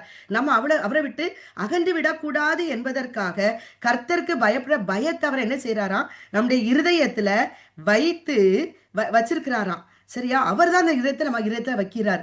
அவர்களுக்கு நன்மை செய்யும்படி அவர்கள் மேல் சந்தோஷமாய் இருந்து என் முழு இருதயத்தோடு என் முழு ஆத்மாவோடு மரண இந்த தேசத்தில் நிச்சயமாக நாட்டுவேன், அவர்களை குறித்து சொன்ன எல்லா நன்மையையும் அவர்கள் மேல் வர பண்ணுவேன் அப்படின்னு சொல்லிட்டு தேவன் என்ன செய்ய எல்லாமே அப்படி ஆசீர்வாதத்தை தர்றாரு பாருங்க. தெரியும் மனுஷன் இப்படிதான் தெரியும், ஆனாலும் இவன் என்ன பண்ணுவான், கல்லு இவன் மாறிடுவான். அதனால அவரே தன்னை பலியாக ஒப்பு கொடுத்து அந்த பிரமாணத்தை நம்முடைய இருதயமாகிய பலகையில வைத்து அதுல அவருடைய ஆவியினால அவருடைய கையினால ஆவியினால விரலினால நம்ம இதயத்துல எழுதி அதுக்கு கீழ்ப்படிமடியான அந்த அன்பையும் அந்த ஒரு அர்ப்பணிப்பையும் தேவன் மனிதர்களாகிய நமக்கு தந்திருக்கிறார். இதை யார் விசுவாசிக்கிறோமோ அதை நம்புறோமோ அவங்களுக்கு இந்த பாக்கியத்தை தேவன் என்ன செய்யறாரு, தந்திருக்கிறாரு. அடுத்தது நம்ம பார்த்தோம் அப்படின்னு சொன்னான்னா எரேமியா 32 பார்த்துட்டோம், அவனோட உடன்படிக்கையை ஏற்படுத்துற காரியங்கள். அடுத்தது பார்த்தீங்கன்னா சங்கீதம் 25 என்னன்னா அதான் கர்த்தருக்கு நம்ம பயந்து நடக்கும் பொழுது நம்ம ஆத்துமா நன்மையில தங்கும், அவனோட சந்ததியும் பூமியை சுதந்திரித்து கொள்ளும். அத கர்த்தருக்கு பயப்படுற பயங்கிறது நம்ம நன்மை பெற்றுக்கொள்ள அது ஒரு வழி.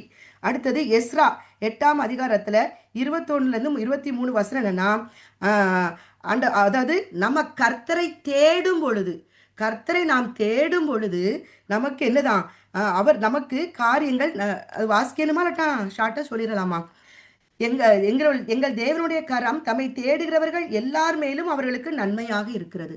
நம் தேவனுடைய கரம் நாம் அவரை தேடும் பொழுது என்னுடைய ஆபத்துல நான் எதை தேடுறேன், யாரை தேடுறேன், அப்போ என்னுடைய எல்லா தேவைகளிலும் நான் யாரை தேடுகிறேன், ஐஸ்வர்யத்தை சம்பாதிக்கிற பலனை தந்தவரை தேடுகிறனா, ஐஸ்வர்யத்தை தேடுகிறனா, மனிதர்களை தேடுகிறனா, என் பலத்தை தேடுகிறனா, இப்படி எதை நான் தேடுகிறேன். அப்போ எதை எப்படி நாம தேடணும் அப்படிங்கிறதுக்கு அங்க இருக்குது, உபவாசம் பண்ணி தேடினார்கள் சொல்லிட்டு இருக்குது. அதே போல தானியல்ல என்னன்னா தானியல் 9ஆம் அதிகாரத்துல இருக்கும், அவங்க எப்படி தேடினாங்க அப்படின்னு சொன்னா தானியல் 9 பாருங்க. ஸ்தோத்திரம் ஸ்தோத்திரம். அதுல பாருங்க 9:3 வசனத்துல பார்த்தோம் அப்படின்னு சொன்னா நான் உபவாசம் பண்ணி ரெட்டிலும் சாம்பலிலும் உட்கார்ந்து தேவனாய ஆண்டவரை ஜபத்தினாலும் விண்ணப்பங்களினாலும் தேட என் முகத்தை அவருக்கு நேராக்கினேன். அப்போ தேடுறதுனா எப்படி, நம்ம ஒரு பொருள் காணாம போயிட்டுனா என்ன செய்வோம், எங்க இருக்குன்னு எல்லாத்தையும் நகட்டி பார்ப்போம்ல. ஆவிக்குரிய வாழ்க்கையில தேடுறதுனா என்னதுங்கிறத நான் வேத்த பார்த்தோம் சொன்னா உபவாசம் பண்ணி அவருடைய நன்மையை தேடணும். அடுத்தது என்னது, ஜபத்தினாலும் விண்ணப்பங்களினாலும் அவரை தேடுகிறது. எனக்கு இந்த 2 கிடைச்சது. இதுக்கப்புறம் நான் கொஞ்சம் பார்க்கணும் வச்சிருக்கேன், வேற எப்படிலாம் அவரை தேடலாம் அப்படிங்கிறத பார்த்துட்டு நான் அதுக்கப்புறம் எனக்கு கிடைக்கும்போது நான் சொல்றேன். இந்த மாதிரி காரியங்கள் நம்ம அவரை தேடணும். தேடும் பொழுது நமக்கு நன்மை நமக்கும் நம்ம பிள்ளைகளுக்கும் சந்ததிகளுக்கும் என்ன செய்யுது, உண்டாகிறது. சரியா, அப்போ இந்த மாதிரி காரியங்கள். அப்போ நம்ம நன்மை செய்யாம இருந்தா என்ன நடக்கும், நம்ம நன்மை செய்யாம இருந்தால் ஆதியாகமம் 4:7 சொல்லுது, நன்மை செய்தால் நமக்கு மேன்மை. சரியா, மேன்மையான அந்த தேசத்தை நமக்கு தருவார். நன்மை செய்ய செய்ய நமக்கு மேன்மை. தீமையை நீ நன்மையினால் வெல்லுங்கிறார். நன்மை தீமையை வெறுத்து நன்மையை பற்றிக்கொள் என்கிறார். நன்மையை யோசிக்கிறவர்களுக்கோ கிருபையும் சமாதானமும் உண்டு அப்படின்னு சொல்லிட்டு வேதம் சொல்லுது. கிருபையும் சத்தியமும் சமாதானம் உண்டு அப்படின்னு வேதம் சொல்லுது.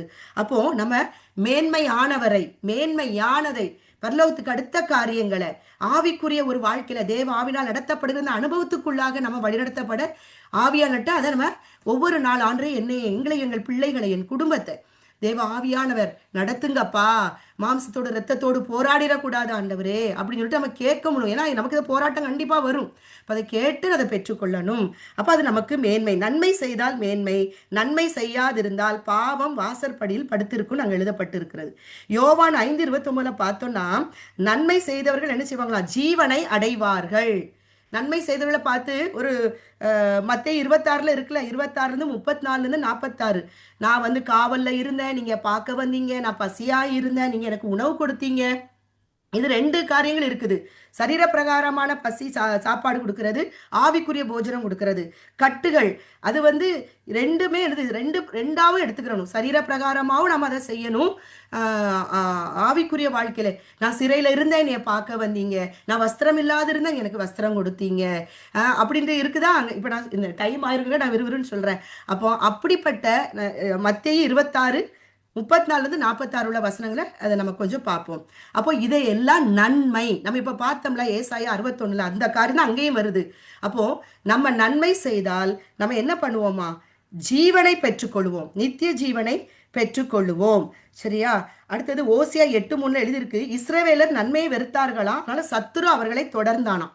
அப்போ நம்ம நன்மையை வெறுத்தோம்னா, ஒரு மனுஷன் நன்மையை வெறுத்தானா சத்துரு என்ன செய்வான், தொடருவான். அப்போ எப்பவும் கர்த்தருக்குள்ள நம்ம நன்மை செய்கிறவர்களாக எதை செய்தாலும் எதை பேசினாலும், நான் எதன் அடிப்படையில பேசுறேன், எதன் அடிப்படையில இதை நான் செய்யறேன், நன்மைக்கு ஏதுவாக நான் கர்த்தரோட நாமத்துக்காக செய்யறேனா, என்னுடைய சுய மகிமைக்காக செய்யறேனா, இதை யோசிச்சு நம்ம ஒவ்வொரு காரியத்தையும் நன்மைக்கு நம்ம செய்யும் பொழுது, நன்மையை நம்ம வாஞ்சிக்கும் பொழுது, சத்திரம கூடாரத்துக்குறோம்னா எல்லைக்கே வரமாட்டான். அப்ப நம்ம நன்மை செய்கிறவர்களாக நம்ம காணப்படணும். அடுத்தது, இந்த நன்மை எங்க நித்திய வர தொடருது. அது எங்க சங்கீதம் 27:13, நானோ ஜீவனுள்ளோர் தேசத்தில் கர்த்தருடைய நன்மையை காண்பேன் என்று விசுவாசியாதிருந்தால் கெட்டு போயிருப்பேன். பவுல் அப்படிதானே சொல்லுவாரு, மரித்தோர் உயிர்த்தெழுதல் இல்லாவிட்டால் புசிப்போம் குடிப்போம் நாளைக்கு சாவோம் என்று நான் போயிருப்பேன். ஆனா அந்த மரித்தோர் உயிர்த்தெழுதல் ஒண்ண நான் வந்து மறுதளித்து அந்த இயேசு தன்னை பிரதட்சியமாய் காட்டி அவர் உயிர்த்தெழுதல் எனக்கு பிரதட்சியமா விளங்க பண்ணும்போது எனக்கு இந்த அனுபவம் வேணும் அப்படிங்கறக்காகத்தான் நான் இன்னைக்கு இப்படி நான் ஆவில வைராக்கியம் கொண்டு உங்கள்கிட்ட வந்து சொல்லிக்கிட்டு இருக்கேன். அப்படி இல்லைன்னா நானும் உங்களை போல பூசிக்கலாம் குடிக்கலாம், இப்போ விதி வருது அப்போ செத்து போகலாம் அப்படின்னு இருந்திருப்பேன் அப்படின்னு பவுல் சொல்றாரு. அதே போலதான் இது.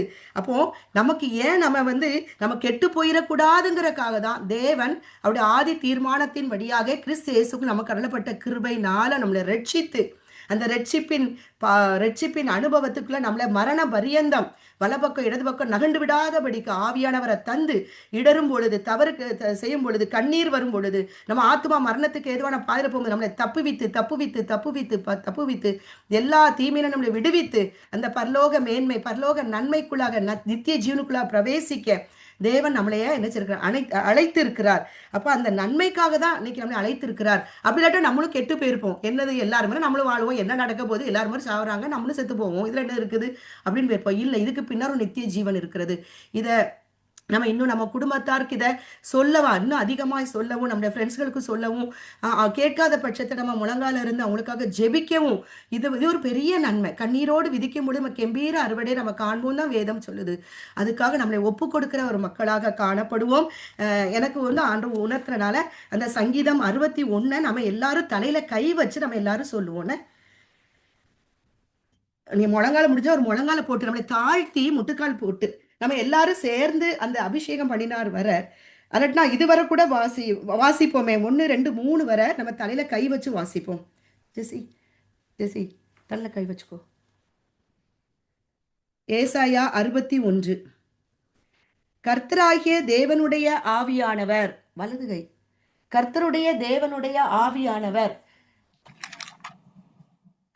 கர்த்தராகிய தேவனுடைய ஆவியானவர் என்மேல் இருக்கிறார்,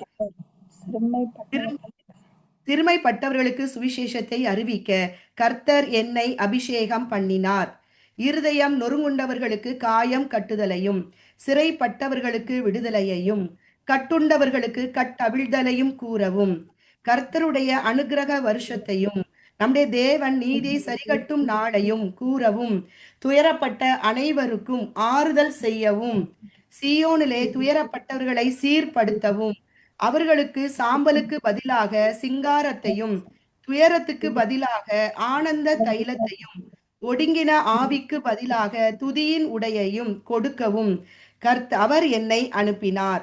அவர்கள் கர்த்தர் தம்முடைய நாம மகிமைக்கென்று நாட்டின நீதியின் விருட்சங்கள் எண்ணப்படுவார்கள். ஆமேன், ஆமேன், ஆமேன். இயேசுவின் நாமத்தினால இந்த ஆசீர்வாதங்களை நமக்கும் நம்ம பிள்ளைகளுக்கும் அங்க சந்ததிகளுக்கும் தலைமுறைகளுக்கும் இயேசுவே இந்த நாமத்தினால எங்களுக்கு உண்டாயிருக்க வேண்டுமாய் கர்த்தாவே உம்மை மன்றாடுகிறோம். நீர் நன்மை செய்கிறவராக சுற்றி திரிந்தது போல எங்கள் வாழ்க்கையிலும் நீர் கொடுத்த இந்த ஒரு வாழ்க்கையில நன்மை செய்கிறவர்களாக எங்களை மாற்றிருங்கப்பா. தீமைக்கு தீமை செய்கிறவர்களாக அல்ல ஆண்டவரே, தீமையை நன்மையினால் வெல்ல பரிசுத்த ஆவியானவர் ஆவியினால் எங்களை உள்ளார்ந்த மனுஷனை இங்கே பலப்படுத்த வேண்டுமாய் கர்த்தாவே உம்மை மன்றாடுகிறோம் அப்பா. எங்களை முற்றுமுடிய உம்முடைய பிள்ளைகளாகி எங்கள் ஒவ்வொருவரையும் உலகம் முழுவதிலும் இருக்கிற உம்மால் தெரிந்து கொள்ளப்பட்டிருக்கிற எல்லா தேவ மனிதர்களையும் ஊழியர்கள், ஊழியக்காரர்கள், மிஷனரிமார்கள் ஒவ்வொருவரையும் அவங்க குடும்பங்கள், சந்ததிகள், தலைமுறைகளுக்கும் இந்த அபிஷேக தைலத்தினால் எங்களை நிரப்பி அநேகருக்கு நாங்கள் நன்மை செய்ய எங்களை வழி நடத்த எங்களை உடைய அன்பு கரத்துல உடைய சமூகத்துல எங்களை தாழ்த்தி ஒப்பு கொடுக்கிற ஐயா. இயேசு கிறிஸ்து நாமத்தினால் இந்த ஆசீர்வாதங்களை எல்லாம் இயேசு நாமத்தில் சுதந்திரித்து கொள்ளுகிறோம் எங்கள் ஜீவனுள்ள நல்ல பிதாவே. ஆமேன், ஆமேன், ஆமேன். ஹல்லேலூயா.